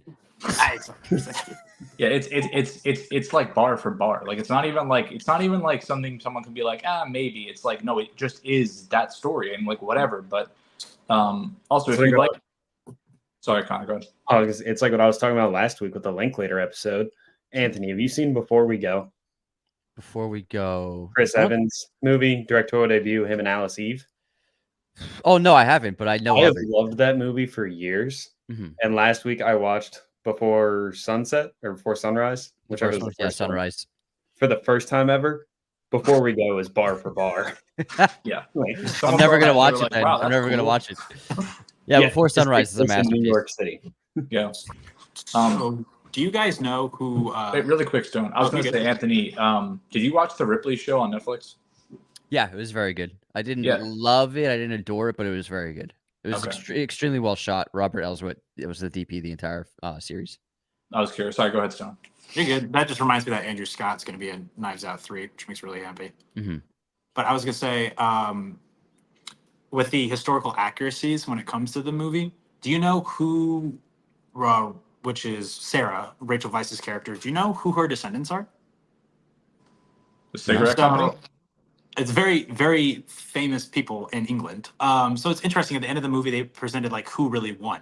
I think even Rachel's character, it's Rachel and Abigail, which Rachel Weisz, Rachel, that makes sense. Anyways, she's like, she even like presents it to Emma Stone like, you didn't win, like you're going to be the queen's guinea pig in a way. Yeah. Like she knows what the outcome's going to be. Anyways, descendants of Rachel Weisz's character, her last name, oh, it's Sarah. That's her. That's the woman's name. Sarah. Her last name is Sarah Churchill. Winston Churchill is a descendant of her, and also Princess Diana. Wow. So, in the end, her family still became very powerful people in England. Yeah. Well, I always saw her as winning because she got a huge, massive estate, and nothing ended up happening to her other than her injury. Well, she got kicked out of that estate, correct? Because they thought that she stole. Oh, they exiled her? I think so. At the very end, all these Yes, like she still wound up really in a very comfortable situation though. I think with it her only husband. takes like two reigns or something like that, and she was actually back in the like charge. Basically, they kicked once Queen Anne died. Abigail was basically kicked out and given a good life, but she was no longer put in that power. And I think it took only two people to bring Sarah back into the situation. Mm-hmm. Well, also, But in real life, her husband, like, that was all real. Like, her husband was really, really fucking important in winning that war, or like getting that war to a favorable position for like England and Austria. So like that was, I enjoyed how much real history there kind of was in it. And obviously, I think the relationship stuff is what's fabricated, right? Like, well, it's interesting. So that's what I want to talk about. So basically, why there was more of a rivalry is because Sarah was on the side of the Whigs and the Queen was on the side of the Tories, along with Abigail. So Abigail and Rachel had more of a political difference than the movie lets on. It seems like Abigail necessarily just wants power, where she actually had more political interest than they let on. But what happened, well, there's two things that happen that are real, is the fact that Sarah and the Queen actually did share letters together that talk very lovingly towards one another. The difference is between 21st century minds take that as literal, as in they really loved each other and they had a relationship. Whereas in back then, that's kind of just how people conversated with each other. Gotcha. But something that was interesting is that when Abigail was getting the upper edge on Rachel, Rachel spread rumors that Abigail and the Queen were having a relationship with each other to bring them down. And there's a ballad here that Sarah read in front of people. I'm confusing Rachel and Sarah a lot, but Sarah read in front of people to diminish the Queen. And it says, when as Queen Anne of great renown, Great Britain's scepter swayed, beside a church she dearly loved, a dirty chambermaid. Oh, Abigail, that was her name. She starched and stitched full well, but how she pierced this royal heart, no mortal man can tell. However, for sweet service done in causes of great weight, her royal mistress made her, a minister of state. Her secretary she was not, because she could not write, but had the conduct and the care of some dark deeds at night. So that's what Sarah shared with everyone to try to hurt the relationship between Abigail and the Queen. this is like Kendrick and Drake 300 years later. That's 300 years earlier. That's crazy. She said, "You can't read. Shut up." So, yeah, no bunnies. The bunnies were not true, but 17 children were true, unfortunately. She had 12 That's crazy. That's sad. 12 miscarriages. She had 4 children that died before the age of 2, and then 1 child that died at the age of 11. That is horrendous. Like, I wonder over what period of time that was. Like, it doesn't matter. That's just awful. Yeah. But damn. Yeah. And then also, definitely, she also did have a really bad battle with gout as well. Yeah. I mean, she was sick, just generally sick, I think, basically her whole life. Yeah, and the heaviness of her as well, Olivia, like you talked about it, that was also a characteristic of her. When you're rich like that, I feel like you probably just fucking sit around your house and eat like crazy shit all day. Like, oh, it's 11 a.m. Let's have some cake and like a whole chicken. Like, not good. And it's funny that you mentioned that, just because I don't think it's a surprise that the Queen's condition got a lot worse when Abigail was with her, because Abigail didn't care about her health. Whereas in Sarah, she's like, no, you cannot have hot chocolate. Like, we look at that on the surface, like, that's super mean. Like, stop being, a bitch. But it's because she's trying to look out for her and she just doesn't do it in a very nice way. Yeah. Whereas I think there's a scene when Abigail is more at the queen's side where she's just like diving in on some cake, just consuming it nonstop, which is what, like you said, I just expect people to do that when they're that sick. She tells the queen what she wants to hear, Mhm. whereas Sarah tells her the truth. Yeah. She did not poison, Abigail did not poison Sarah and all that stuff. that was fake. Where was Sarah? In my mind, I was curious if when she drank that, she immediately had the thought of what if there was something in that and then was going to do something. And then she got like, I didn't quite understand that sequence of events. Like, where was she going? Because she literally takes a sip When and then she like, rode? looks at her and then puts it down and then gets on her horse and goes. I think she was just pissed. She Yeah, just wanted to go for a ride. I never thought of it as her questioning the drink. Yeah, I honestly think she was just pissed. I don't think she was going anywhere. Yeah. The way she looks at the cup and then like brings it back up, I thought she was questioning something. Yeah, I don't know. I didn't quite make sense of that, but yeah, it's a really, really fun movie, and I feel like it's something you could show to like pretty much anyone and they would probably like it. Like it is, I think it drags the tiniest bit. Like I think it feels a tiny bit long in the back half, but I love the environment that you're in, so like I don't mind, but I think some people might a little bit, you know. I think it's his most mainstream Yes. accepting movie because it doesn't have the tonal strangeness of his other films. This and Poor Things are the movies that like an everyday movie person or an everyday person might enjoy. Where if they watch something like The Lobster, they would be like, "What is that?" So this is a film where it does have an odd tone a little bit, but not as weird tonally as his other films. I mean, I might first-hand change that. experience. Go ahead, Connor. I was gonna say I might change your answer. I might say it's The Favorite and Killing of a Sacred Deer. Poor Things is definitely more on the odd spectrum, I feel like. Mm-hmm. Well, a first-hand experience, like I told you, my wife did not like The Lobster, and Kinds of Kindness she would not like because it's very Yorgos. But she watched Poor Things with me and liked Poor Things, and then she worked a whole day at work, but then still stayed up all night watching The Favorite with me. So she really enjoyed it a lot. So I think that I don't know, Killing of the Sacred Deer. I mean, I think it's too dark. Like kids dying, like it's too dark. I think for the average person, I think Poor Things is strange, but I think like there is so much humor to it that's more obvious. Like with Mark Ruffalo and stuff like that. I mean, we'll get into it, but I think it's a little more accessible. Plus, just Emma Stone being attached and with Ruffalo, like it's definitely helpful.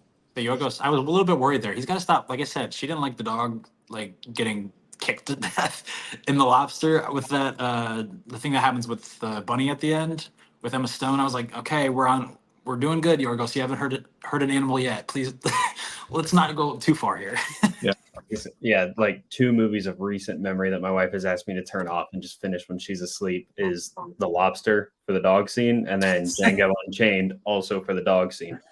Yeah. Well, you know what she doesn't like? Yorgos uses animals a lot. He really I don't know that. Like, dude, I'm telling you, it's the other guy. It's Efthimus or whatever the fuck. That's the messed up one. But I mean, technically, it wasn't really a dog; it was just a person. Oh, there you go. Yeah, which makes it so much worse. Yeah.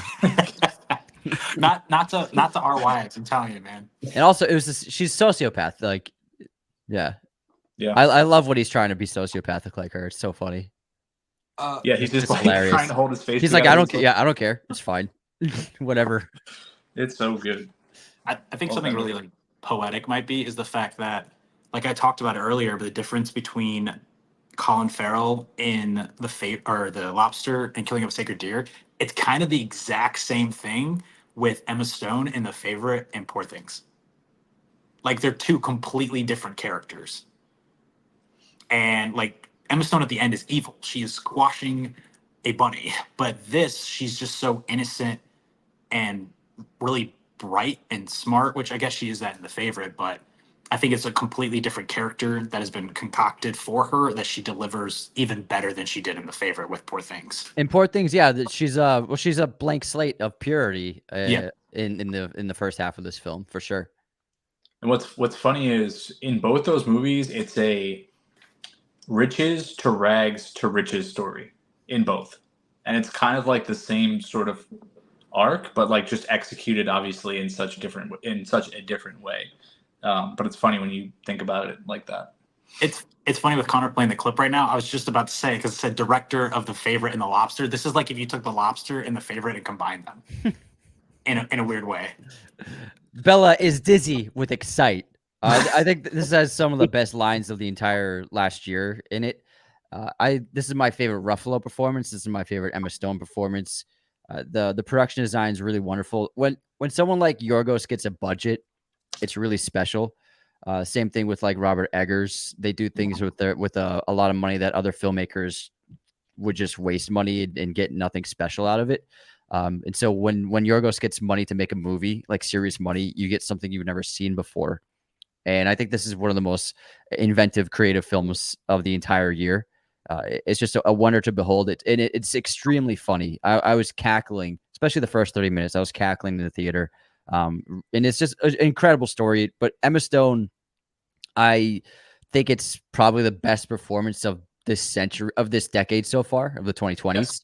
Yes. I would say out of every performance I've ever seen this of the 2020s, I would say that Emma Stone in Poor Things is just the cream of the crop, because she goes through the entire range of what being an actor is, and being able to explore. When I saw this movie, the first thing I said to myself was, Emma Stone has a kid now. She definitely has a child now, because if you know children, and I don't have kids, but I grew up with a bunch of nieces and nephews, so I spent a lot of time around kids. You know how they act, you know how they move, you know how they speak, you know how they look at things. And so when I saw this film, I was like, this wasn't just an actor who researched what kids are like. She has a kid, because I felt like the first 20 minutes of this movie, I was watching a child, but in a giant grown-up body. But then on top of that, just evolving the character into so many different layers. But the cadence, the accent, the way of speaking, everything about her performance is like the full range of what an actor can do in one role. I hate there was so much conflict or discussion. I mean, Lily Yes. Gladstone, like with the Lily Gladstone thing at her, because I do think that Emma Stone gave the best performance. And I know Dan thinks the same thing, and obviously you do as well. But it's just that interesting decision about them putting Lily Gladstone in the best actress performance instead of supporting, because she would have swept it. It's just, I hate that there was discourse around that. But I agree. Emma Stone. Our culture's addicted to competition, so Yes. and it's also addicted to pitting people against each other. So when all that stuff started happening, I was like, and people get upset when when the person they didn't want to win wins, but they haven't even seen that film or that performance. It's just like it's just all, people are addicted to conflict and they're addicted to competition nowadays. Everything needs to be pitted against each other. So I think that's what really helps build these weird conversations online that are meaningless and trivial and arbitrary, as opposed to just being like, let's just enjoy the performances. But I predicted she would win. I actually went to an Oscars party, and they all had ballots for a contest to win stuff, and I won because I'm the only person who chose Emma Stone for Best Actress. I thought it was pretty obvious, if you're gonna give an award, it was definitely her. Yeah, and how old is she? 34 or 35? She's my age. She's 34, so she makes me look 2 like Oscars a bum. and four nominations, I think. Jeez, man. Yeah, and I agree with you. I think it might be the best performance stretching back, maybe a couple decades. Like I think just with the amount of stuff she put into this, and I think it's also just in tandem with the writing. Like I think her and Yorgos were just, it's like a Jordan Pippen thing here, kind of like they're just in sync together, like complementing each other, and just building on what they had in The Favorite here. And we talked about the trust earlier. Like clearly it's a performance where she trusted him and trusted like his vision. It's definitely an odd story. I wanted to see, I think some people have an issue with this movie thematically and in terms of like infantilization and stuff like that. Do you guys want to talk about that at all, or like give any thoughts? It's so misinterpreted. It's really bugged me when that came out. I think it's just when you have stuff like that in a film, people just purposely talk about it in the way it wasn't designed to be, just to create conversation. Like I think we saw this with Dune Part 2, with the white savior story. Like that's Don't get me obviously started, man. that's obviously not the purpose behind what is happening. But people can see that there's a conversation there and run with it.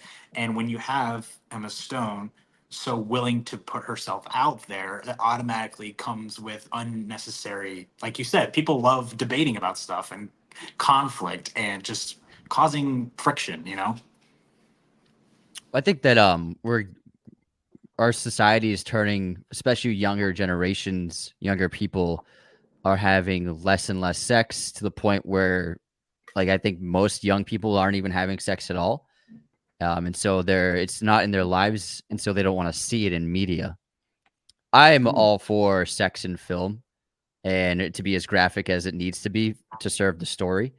And I think this is an example of people not really being able to handle it anymore, even though it's a part of life. I think that sex in movies, if it works for the story, throw it in because we all do it. It's a part of life. It's just as part of life as eating food or getting dressed or driving to work or whatever. It's like we're human beings or animals. Like this is what we do. It's a part of who we are. So I think that throwing into films is absolutely valid, and especially when you explore it in different ways and are having conversations about what it is. I think I'm all for it, and I think that it was great. And we need films to keep being like this. It's, and you know it what? just, I was gonna say, just thinking about when I talked about the killing of sacred deer, just showing Nicole Kidman in that state, like that's a sexual state, like something was about to go on. It's necessary for the characters. Like you can have that in a movie, and without that, it's not the same. Like it has to be written in the script. It is necessary, and people just aren't, like you said, open to that anymore. And what's funny is I feel like we're at a time where like people want more and more violence, and violence just gets more and more intense in our television, in our pretty much all of our media. And like I'm not preaching anti-violence. I love violent movies, like I love that. But why not have like sex is not okay, but like I can watch Homelander dice up 50 people in a room and walk out in their blood and gore, and everyone's like, yeah, like they can both be okay. Like they're violence and like sex are just two different parts of humanity. Like why should we explore one and not explore the other when one of them has terrible ramifications generally in real life and the other one generally doesn't? Like it's a strange dichotomy, I think. But violence just keeps people just want more and more, and like I feel like people's sensitivity is so lowered. I don't know. I think it's a weird, like when you look at it that way, it's strange to me. I don't know. I agree with you, Anthony. Just in Oppenheimer, just thinking about it, the fact that I don't know in Christopher Nolan's movies has he had like that much of a This first sex in movies he's ever done. Yeah, with Florence Pugh, and I think Yeah. that adds a lot to both her and him as a filmmaker, saying like this was very important, and this is a conversation or a scene that needed to happen in order to make this film work. And shocker, people are like, was that necessary? Like, yes, it very much was. Now, do you think sex scene is what's going to save Rebel Moon when the director's cut comes out? Is that what he has? I don't think anything can save Rebel Moon. It took me 3 nights to watch that. It is so bad. I kept turning it off. That long too. Something funny, Anthony. I went to my first ever premiere. I went to the premiere of Rebel Moon Part 2, and I was like, maybe this will be different. Like they're in the room, all the actors were there, and I was like, man, this is like I'm getting kind of hyped for this movie. Maybe I won't be swayed. I was sitting there. I was like, this is really not good. Oh my god, I'm not even watching. I'm not gonna watch it. I thought that was a fun experiment. It's interesting when you go to an event and the people who made it there are there and it's not good, and it's just like they're there. I wish it was better, but it's just not. It's just not good. Yeah, I said to Stone, I would have been asked to leave for sure. I would have been fucking laughing in Zack Snyder's face. But Anthony, I've said this 100 times about that movie. My favorite part is that Charlie Hunnam dies in part 1. I actually like him, and now he's away from that franchise. He has more free time to do other things. He can work with Guy Ritchie more. Yeah, you gotta love intergalactic travel with ships that run on coal. That's good writing. But Stone, really quick, I have to say, it's funny because I just defended it. I fucking hated that scene in Oppenheimer. I thought it was so fucking stupid. Like you have him sitting there like quoting the like Bhagavad Gita with fucking Florence. Like, come on, man, that shit was so dumb. And I feel like Florence Pugh, like, I feel like she was in the movie like for that scene. It's just like it was odd. It didn't fit the tone. Like I guess I didn't. I agree with what Anthony's saying in terms of like if it pushes forward the story. That I felt like did not serve the story in that way and just felt odd and like they wanted to just show Florence Pugh, to be completely frank. Oh, bro, I got goosebumps in that moment the first time I saw it. I thought it was great. Yeah, I wish I did. I really, really didn't like it. I guess I wasn't necessarily, obviously, I was thinking of that scene, but just her character in general, that's kind of always the state that she's in with Oppenheimer. And I think that's very important to paint her in that way according to like his relationship with his wife and stuff like that. But I understand what you're saying about that one particular scene, but like every scene with her is like that in a sense for that reason. I mean, you have that iconic, pose of Cillian Murphy just chilling with his legs crossed, He wanted to keep all of us men humble. No, that's how you get an X rating. Yeah. I know that there's that funny story that came out, how the fact that, Christopher Nolan didn't use any CGI, but then like in other countries, they had like CGI address on. Yeah, they put, Yeah. He did not approve that. Yeah. Poor Things definitely took this all to another level that I think a lot of people are not used to. But I had no issue with it. I just think there was like some people, like you said, Stone, just knew they were going to have a problem with it from day one and just pushed it. And it's like, the movie has a whole lot to say about like, Emma Stone is one of the most brilliant women I think in Hollywood, and she had a lot to do with the movie. You think she's like doesn't have something to say, or isn't passionate about this story, about all the bullshit women have to deal with, like at every single level, with people trying to exploit her at every single turn, like men and women, and just pushing through that and becoming like basically the boss of the story by the end, like controlling every, like it's a great narrative. And I think like you said, Anthony, it kind of explores, she explores like her sexuality in a way that like she's figuring out what the fuck it is or what it means, and like what it means to her and its value with different people and stuff. And I like that's important. Like, why should we not tell that story? I don't know. This was one of my craziest theater experiences because I knew nothing about this movie going in. And I saw it with my mom, and then she started masturbating with an apple. Yeah. Awkward. Awkward. I mean, it's good that you did it. I mean, it's cool to go in a movie blind, but maybe not in this sense. I feel like I go into too many movies blind. There's a lot of furious jumping in this movie. I love it. It's really fun. I think, and also, Mark Ruffalo, he put it all out there too. He's naked in this movie about half of his scenes. So, but it's got some great lines. Like, you've just been thrice fucked by the best of them. I feel sorry for you. I'm not a Mark Ruffalo fan, and I actually loved him in this. He's so funny, and he cracks me up in this movie. I thought he was hilarious. Oh my god! He's in the in the hospital in the room, and the doctor walks in to ask where Bella is, and he's just like goes off on that monologue facing the wall, like she's a succubus born from hell. Oh my god, so funny! It's funny. Unbelievable. Connor, when you say going in blind, something I didn't expect when I watched this movie for the first time, or like saw the trailers, but I should have. And I'm curious what you guys think of this. Was the conversation it had that this and Barbie kind of had the same message in a way, but told completely theatrically different? Sure. And I thought that was something that I didn't even think about when I went and watched Poor Things, and I saw all the discussion about it afterwards, and I was like, oh, that makes so much sense. Yeah, this is a story about womanhood, and the woman I've talked to who love that film, they completely agree, and they think it's an incredible story portraying the story of being a woman, starting out as a child and growing into this world as a woman, and what that perspective is, but done fantastically with this crazy story. I think that we all walked into it thinking it was going to be it kept getting billed as like a Frankenstein-esque movie, but I don't think it is. It's not a monster movie at all, even though it kept getting that billing.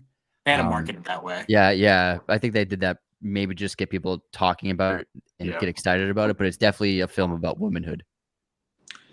Yeah, and so I almost feel like this is more like, this might not, just I don't know, but I almost feel like this is more targeted to women than Barbie was. Like, I feel like Barbie's message was like And one of the reasons I thought a lot of the critiques I heard about it from a lot of people that I don't think watched the movie, but a lot of the critiques about it being overly feminist, whatever, it's a very universal movie, right? Barbie is very much about like men and women treating, first of all, each other decently, like within gender, both ways, and also just like across gender, like also just having like decency and respect for people. Like, I feel like it's very much for men too, and I feel like Poor Things is like more so for women even than Barbie ever was. Like, I feel like Barbie was like that much tamer in terms of its messaging than it could have been. And I'm not saying that as a criticism, but It kind of has I to didn't be. even think it was that aggressive. I totally agree. I walked into Barbie thinking it was going to be anti-man, but it was very much pro-man.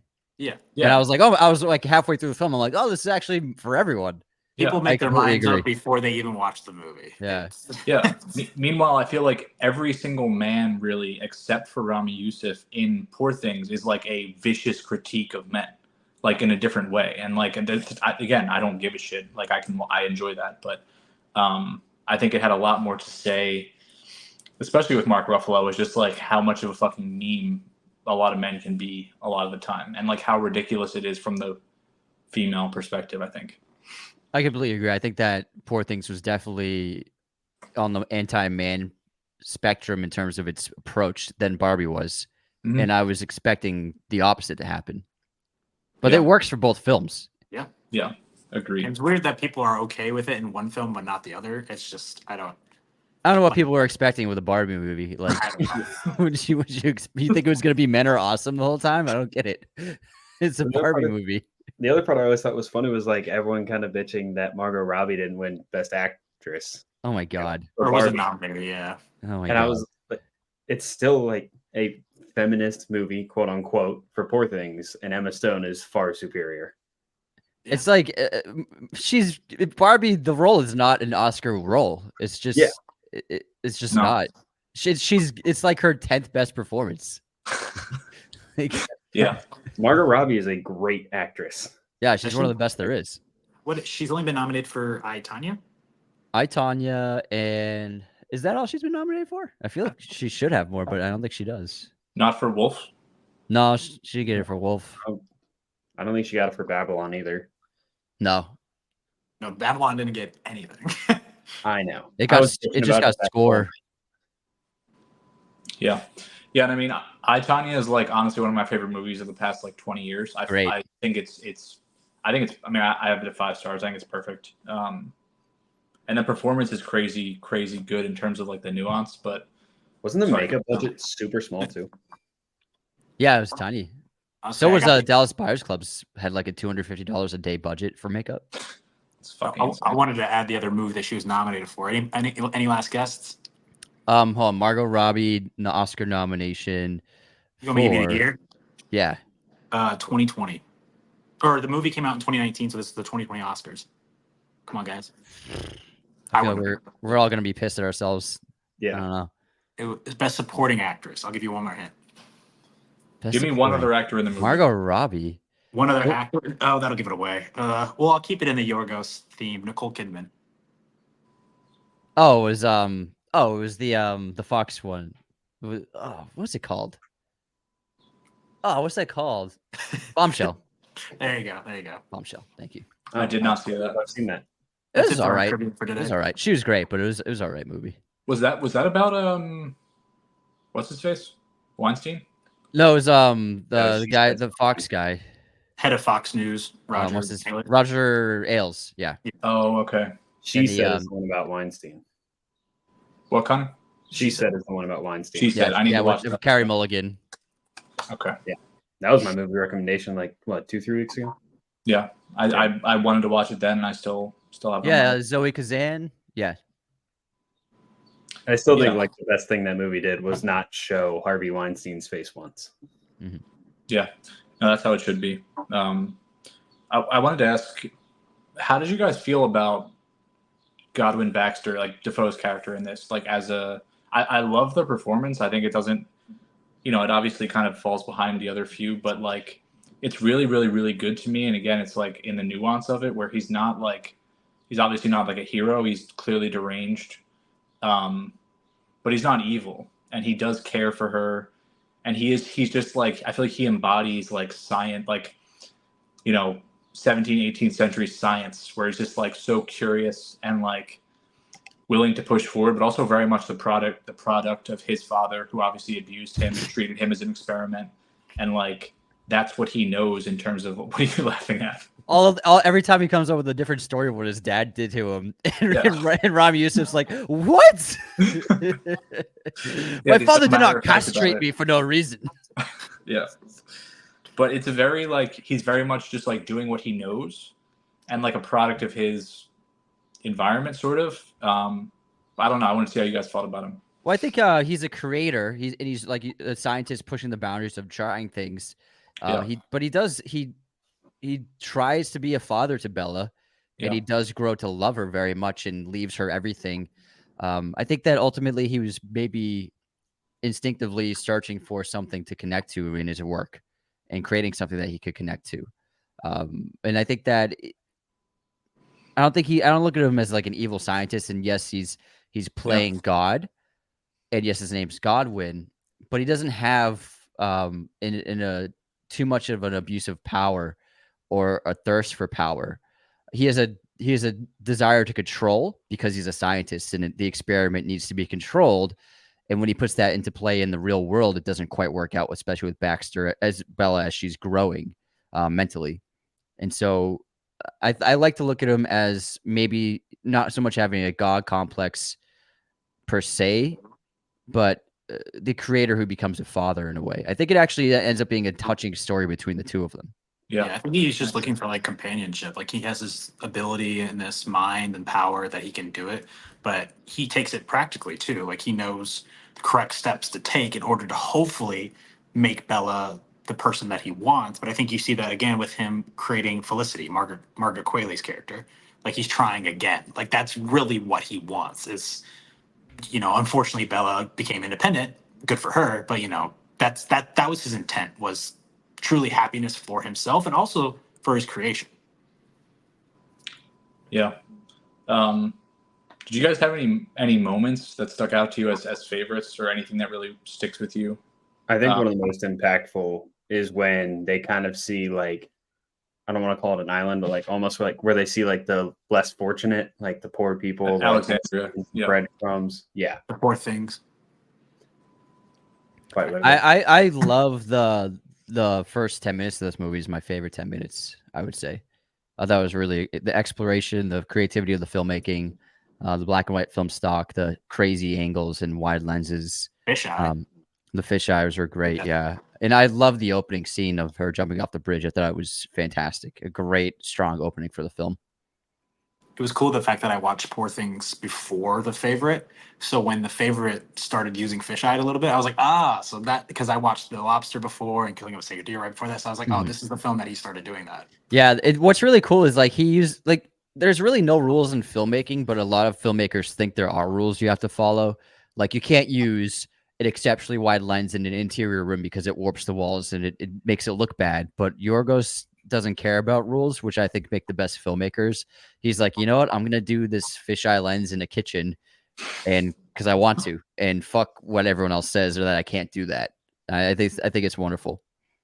It's something that he's trying to go for too with The Favorite and Poor Things. It's just that you get this sense using that look of entrapment. Like Bella's trapped here. Like they're trapped. The queen is trapped in this castle with these two women. And I think that's what it's not only a very visually different and pleasing look, but it's also the fact it really fits the narrative that he's trying to go for, I think.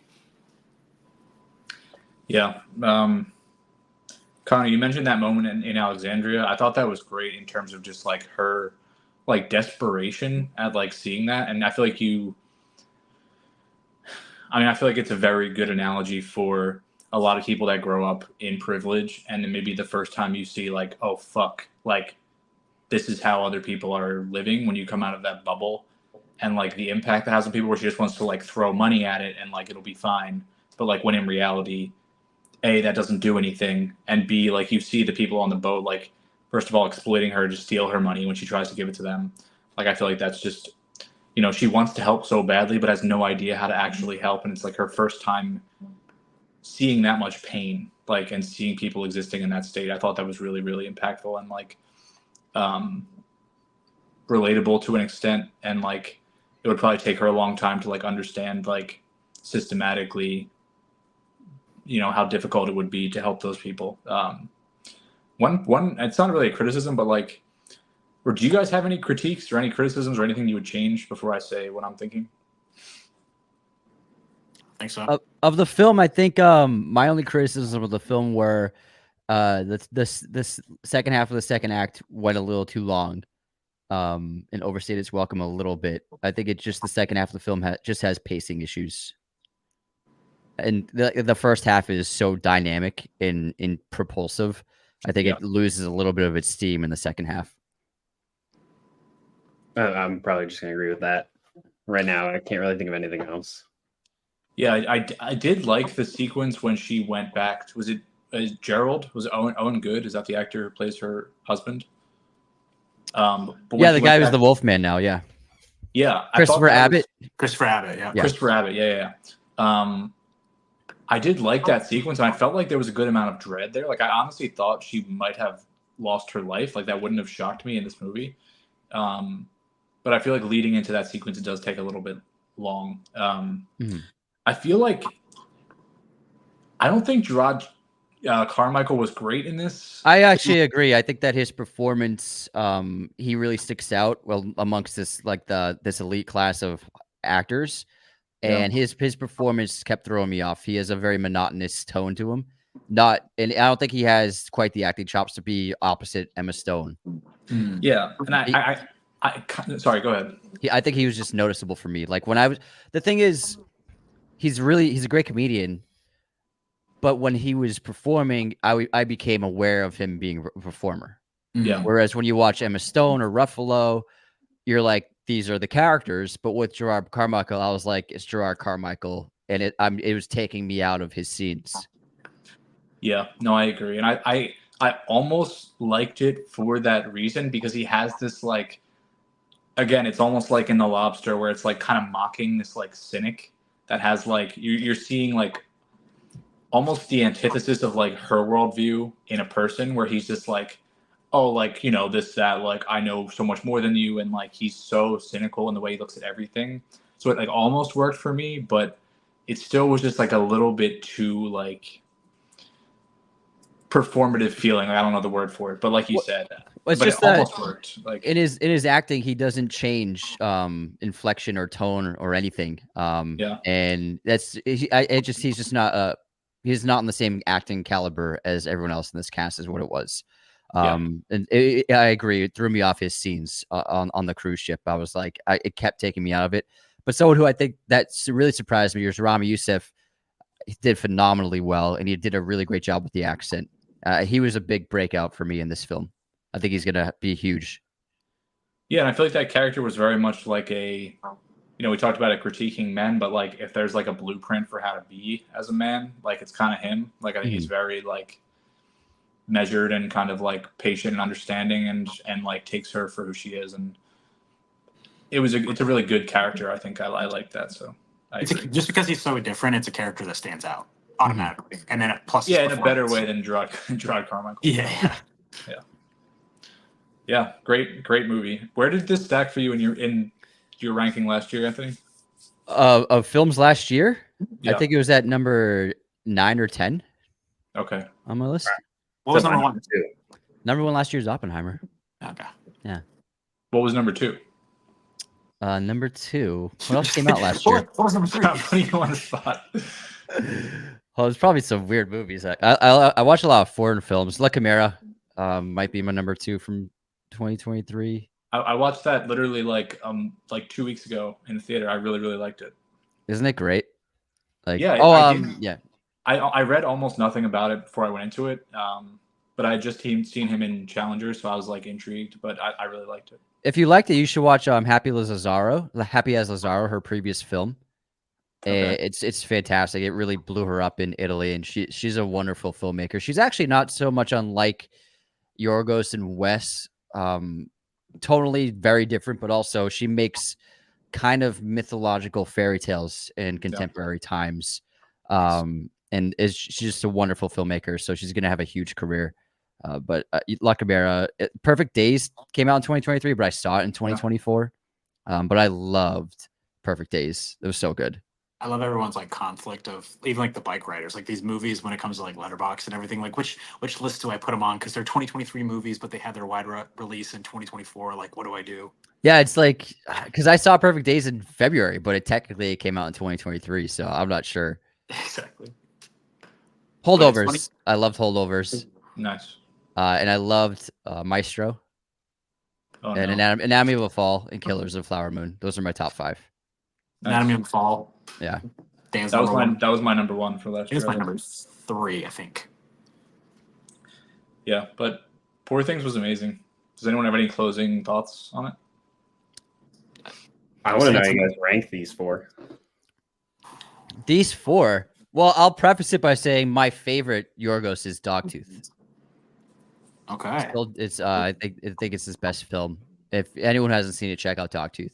But I think you said the one that you revisit the most is the favorite. Yeah, the favorites I've probably seen the most. I would say if I'm going to rank these ones, I would go The Favorite, Killing a Sacred Deer, The Lobster, and Poor Things is my ranking. Wow.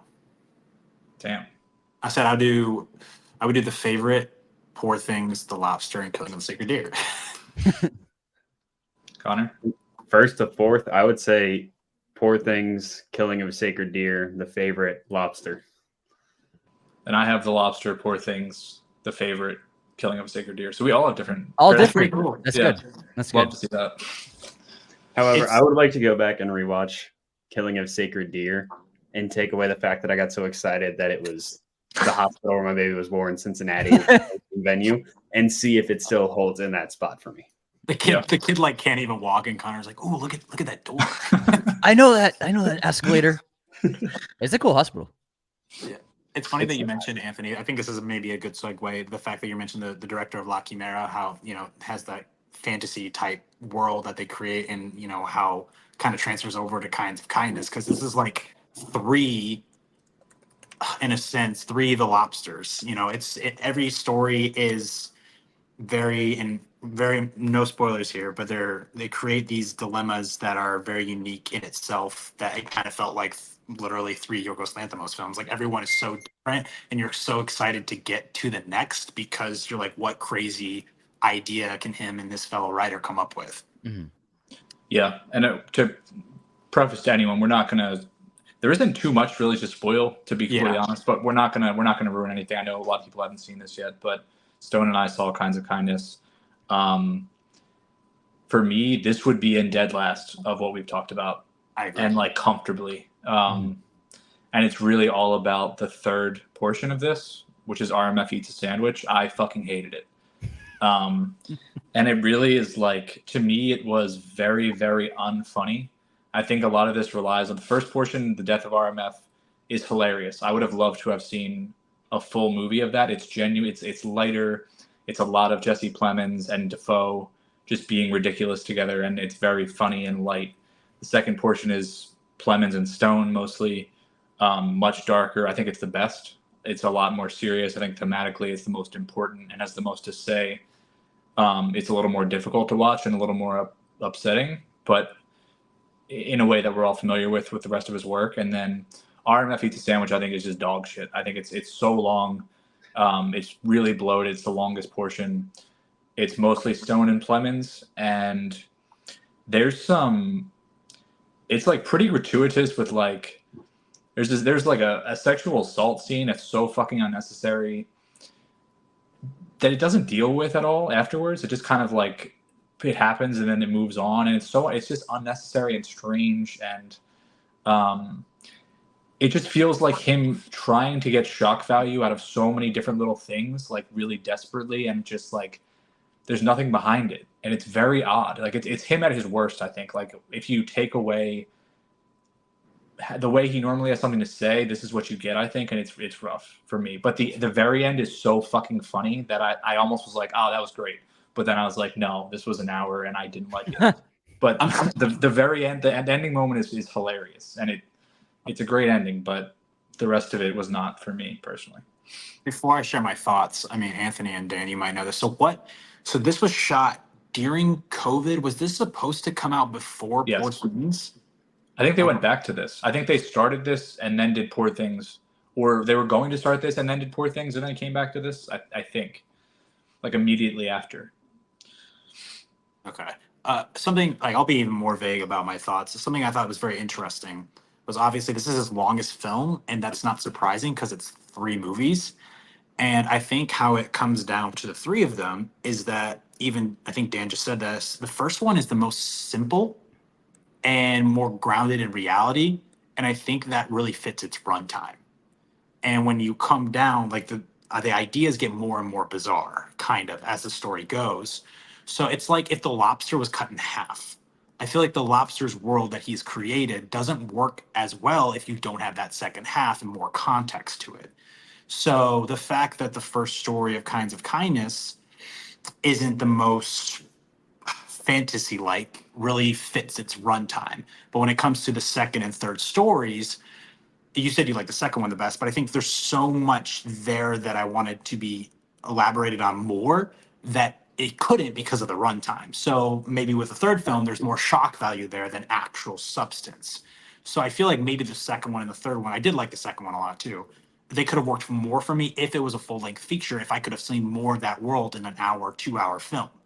But I think the one that was perfect for its runtime was the first one with Jesse Plemons. It sounds Yeah. like it reminds me of the French Dispatch, where it was hard to connect to some of Wes's short stories, but then the Benicio prison story, the artist, was by far, I think, the most interesting. And when we left that story after 30 minutes and the rest of the film was happening, I was like, I missed the Benicio story. The one, the one that Dan didn't like, there's like a certain plot point that people are chasing after the entire time. And it really connects with what Willem Dafoe is doing in the story. And I didn't necessarily know why they were chasing this thing. And it wasn't really elaborated on at all, explained. And that was just, it was such a major thing that Plemons and Stone were doing that I was like, okay, like how does this factor into everything else that's going on? And we never get that. Now, some people might like that, but I was just like, I feel like there's so, like he can tell so much. Like he builds these scenarios, like there's so much there that he could have tapped into, but you just don't get that.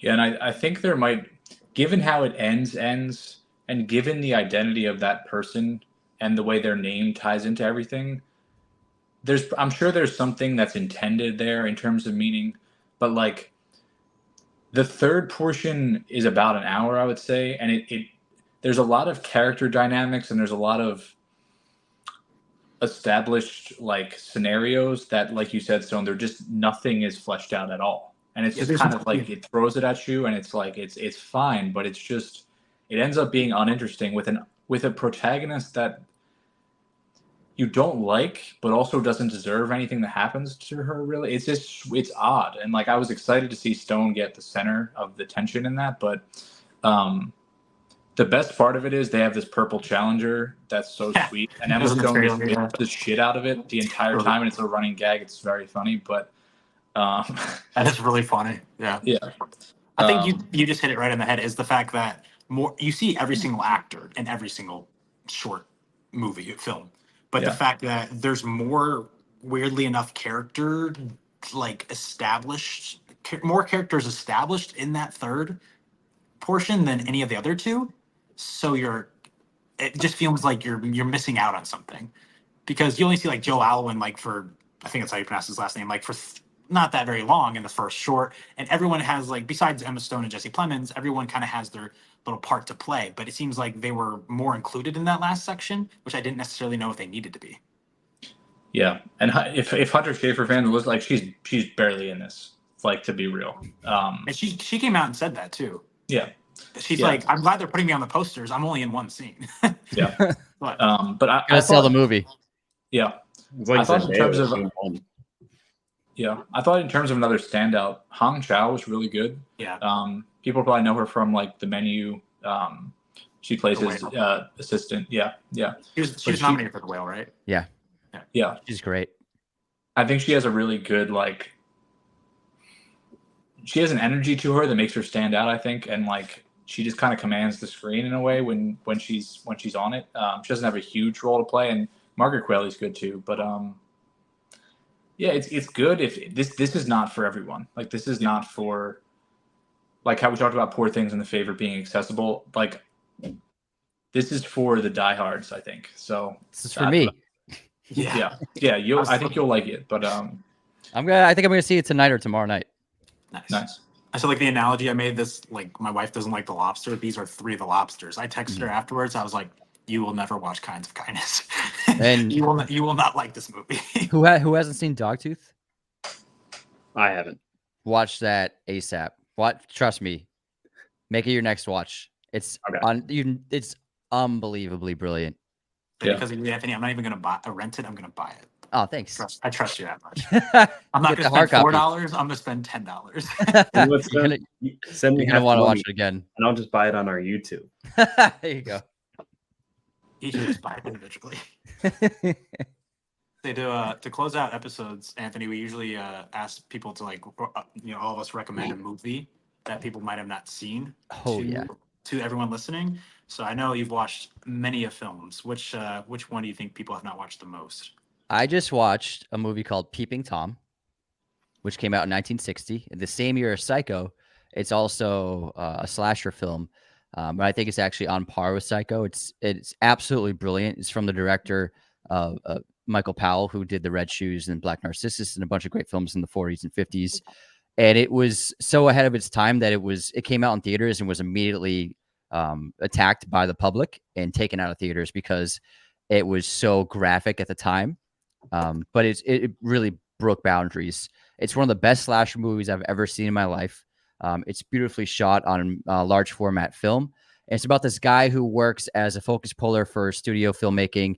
And he's also, in his spare time, a serial killer who films all of his kills POV with a film camera, and he makes movies out of them.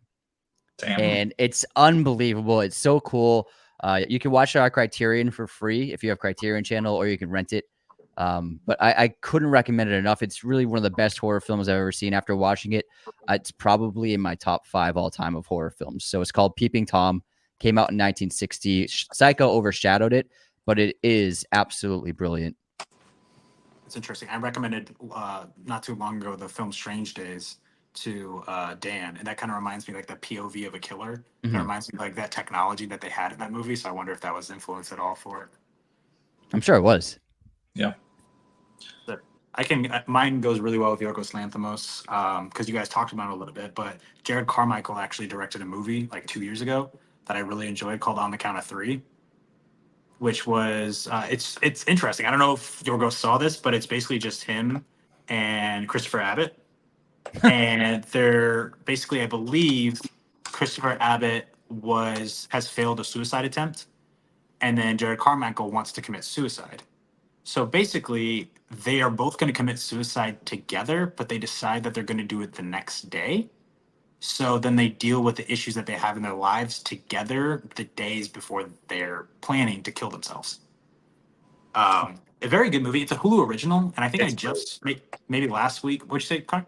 I said it's great. Oh, you watched it? Yeah. I saw that like a year ago. I think I don't know if it was last episode or the episode before, but I recommended Good Luck to You, Leo Grant. I love that movie. Like Hulu has some pretty solid films, but yeah, it's a Hulu original film. Really solid. I think it's 86 minutes. It's a really quick watch, but yeah, it's really impressive. And I think Jared Carmichael, I think he doesn't maybe fit Yorgos Lanthimos's worlds that well. This is way more grounded, and I think because of that reason, and he directed it and wrote it as well, I think he very much fits, and this is his acting at its best. Yep. Connor, what's yours? I'm gonna go with I believe it's an Apple movie original, The Banker. Have any of you guys seen it? Yeah, that is with Samuel L. Jackson and Anthony Mackie, right? Yeah. So Anthony Mackie. It takes place in the 60s, like during like the whole segregation thing, and Martin Luther King marches, and I think it's right after that. So obviously still a lot of racism in America, and Anthony Mackie wants to go into like real estate investing and eventually work his way up into owning a bank, but he wants to own the bank in Texas, whereas the movie starts out in California, where obviously a little more progressive less racism, still racism, less than Texas would have been at that time. And it is absolutely great. Nicholas Hoult is also in this movie. And it has like one of my favorite lines in recent memory of watching a movie, because Nicholas Hoult actually comes to work for Anthony Mackie during this time when he's like renovating an apartment complex he bought. And Anthony Mackie's kind of interviewing him. And then finally he goes, "And you don't care about working with me, even with the color of my skin?" And Nicholas Hoult says, "Only color I care about is green, because that's what money is." Got that grind set. That's good. That's good. Yeah. So that's my recommendation. Nice. I had never heard of that. It has pretty decent reviews. I'll watch it. Yeah. I think a lot of people have probably already seen it, but I watched Exuma this week, out of South Korea, and it was really fucking good. I like horror, but I don't love a lot of horror movies. I feel like I sometimes just struggle with them, like in terms of connecting to the characters and things like that. So like I feel like a lot of the scares sometimes don't really work for me, or a lot of the story just doesn't quite do it. But this is it's from a young South Korean director, Jang Jae-hyun, and Choi Min-sik's in it, from like Old Boy, I Saw the Devil, so familiar face there. But basically it's about he plays like a geomancer, which is like someone who kind of like looks at Earth and can kind of like, it's kind of like divination, like they'll kind of like, he figures out like feng shui of spaces and like their energy and all that. And he's working with two shaman, one woman and her protege, and then they work with a mortician, and they basically exhume bodies and they relocate their graves, or they'll deal with like kind of the occult and like some supernatural stuff. And they get called by there's a Korean American businessman whose infant son is dying, and they ask him to exhume. He asks this team to exhume his grandfather's grave, and you don't really know why, but you assume it's tied to his infant's health. And basically, they go there, and Choi Min-sik says, "Absolutely fucking not." Based on the situation of this grave, it's like on the side of a mountain, unmarked in the middle of nowhere. It's like near the border with North Korea, and you basically just explore what is buried there, how it affects this family. Each of these four characters each get a nice amount of time. You really like this team. They're good characters. They have good dynamics. And it's really two halves. It's a silly comparison, but I love the show Supernatural. This is like that on steroids. Like it's a mystery. Like you're understanding, and it's so much about like Korean culture, their traditions, their rituals, their like mythologies. And the first half's really kind of a haunting story, and the second half is like something else. And they deal with those two things back to back. And I won't say more, but it's really, really good. I think it's the fifth most successful film ever to come out of Korea financially. It made like 90 million in the US. Yeah, it's really good. And I went off about this on TikTok, but like it deals a lot with Japan and what Japan did to Korea, which no one talks about. But it's very much about that, and dealing with like trauma on like a national level and how it impacts all these people, and also the family as well with their son. And it's just a really, really well-crafted story that I respect a lot. So it's on Shudder and AMC Plus for free, but I rented it on Amazon Prime. And it's Exhuma, EXHUMA. That's mine. Yeah, it's my list. Yeah. Yeah, one real quick one that I thought of that I just want everyone to share. It comes from like a director and writer that I think is really promising, but it's called Midnight Ruin. I think it's available to stream on YouTube. It's like 18 minutes long. Supposedly the director has another work, something in the works that they're coming out with. It's quick, very soon. And, you guys should check it out if you haven't. So. Nice plug. Thanks, man. Appreciate it. Here. Oh, fuck yeah. Nice sticker. I love it. Not gonna lie, I was looking at I almost bought a hoodie right before this. I think I'm going to. I was looking at the merch. Oh, hell yeah. Okay. How many of those baby onesies do you sell? It's been a couple of parents are super fans, so we've sold a few of those, and we sent them to a super fan as a gift when he had a newborn last awesome. year. It was really sweet. Yeah. I was like, me and Dan are the only ones with not children, so you got to get on Connor then, because I don't know if he's bought a onesie yet, but he should. Hell yeah. What is the timeline for your guys' film actually like seeing the light of day? Like, when would it be finished, or is there a sense? The one I just shot, you just when you're submitting to festivals, you can't have it publicly No. anywhere. So it's a matter of waiting until the submissions are done with festivals. And then with Midnight Ruin, once we got into a good festival, after that festival ran it, I just put it on YouTube. So probably the same thing with James's film that we're filming in July, and then with my film that I filmed last month. So, and some festivals, they are year-round thing. They always happen at different months. So like some festivals right now are accepting submissions, and then other festivals won't start accepting submissions until like next summer. So it can be a very long process waiting for certain ones. And there are certain tiers of festivals. The ones I'm going to be submitting to are, if you want to get into the BAFTAs or the Oscars, if you want to be able to possibly get nominated in short film category, you have to have been accepted into a pretty prominent festival before that. So you have to get into other festivals before you can even before you can even send it into the Oscars or even send it into the Berlin Festival. So there's a tier hierarchy in the festival circuit. And so the hope is to get into one of the really good ones, and then it could be accepted for BAFTA's consideration or Oscar consideration. So that's where I'm at right now. But right now it's still being color graded, so it won't be finished for like another month or so. But the cut's done. I'm been done with it for a week, so now it's passed off to other people. Yeah. I know how stressful that is. I bet that feels really good. It was tough. It was a month of prep because I don't know anyone in England, and so I got the whole crew out there. I booked. I was on my computer every night for a month until midnight every night, prepping the film before I went out there. Jeez. But that it is all just for 2 days of shooting. It's pretty wild. Yeah. And you said it's a period piece, right? Yeah, so it's a Victorian era, and I rented an estate in very northern part of England, and it was just a Victorian estate on this huge property, and we filmed the whole thing there. Can you share the name with us? The name's The Mother. Okay. Have you shared that before? You probably have. I haven't actually, no. Oh, breaking nice. news right here. There you go. And so yeah, it's just the production's done, so we're just in post for a while. And I have music already. I purchased royalty-free music from classical composers. I'm going like classical with this one. So I got music, a Mozart piece, a Dvorak piece, and then a couple other composers that fit really well. Beautiful. We've been trying to plan an episode for a while, just to have a bunch of different short film directors at different stages of their career come on and talk about their works. We have a lot of people in mind. There's a lot of people on social media, people that we've had on guests. Jeremiah, we talked about him earlier, but we'd love to have you back on, you and your brother, and just talk about, basically just be informational, especially to me. Like I said, I have a little bit of interest there. Hell yeah. But just talking about, it's very interesting to talk about the different, what stages you are at in your career. Like Jeremiah you guys didn't go to film school, right? I went to New York Film Academy. Never mind. Yeah. Well, still, him just graduating and you being done. Like, I think, I'm excited for the episode if you guys want to come back on, and hopefully The Mother will be out by then, I hope so. Yeah, I'd be happy to. That'd be awesome. Yeah.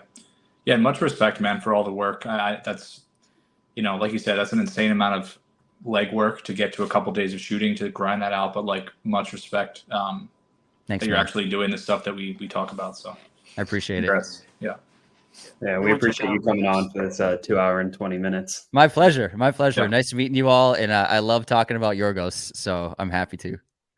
Oh, if we ever do a part 2 of Yorgos, we'll keep you in mind. Fuck yeah, we'll do 2 hours on Dogtooth.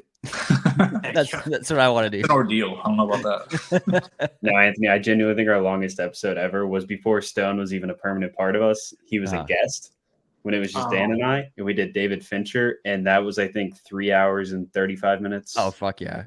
We did every Fincher movie. It was something. We did that. That was one of our first early days episodes, and it was, I think it was almost 4 hours that long. Yeah. Like, it was a big one. It's fun, though. Easy to talk about. Oh, yeah. Yeah. All right. Well, Anthony, if any of our listeners don't follow you yet, do you want to drop where they can find all of your guys' socials? Yeah. Raiders of the Lost podcast is available everywhere you would watch or listen to a podcast. We're on Instagram, Raiders of the Lost podcast, TikTok, YouTube, Spotify, Apple, Google Podcast, everywhere. We're pretty easy to find, but we do 4 episodes a week, so we have a lot of content out. Get your onesies now. Oh yeah, get the onesies now.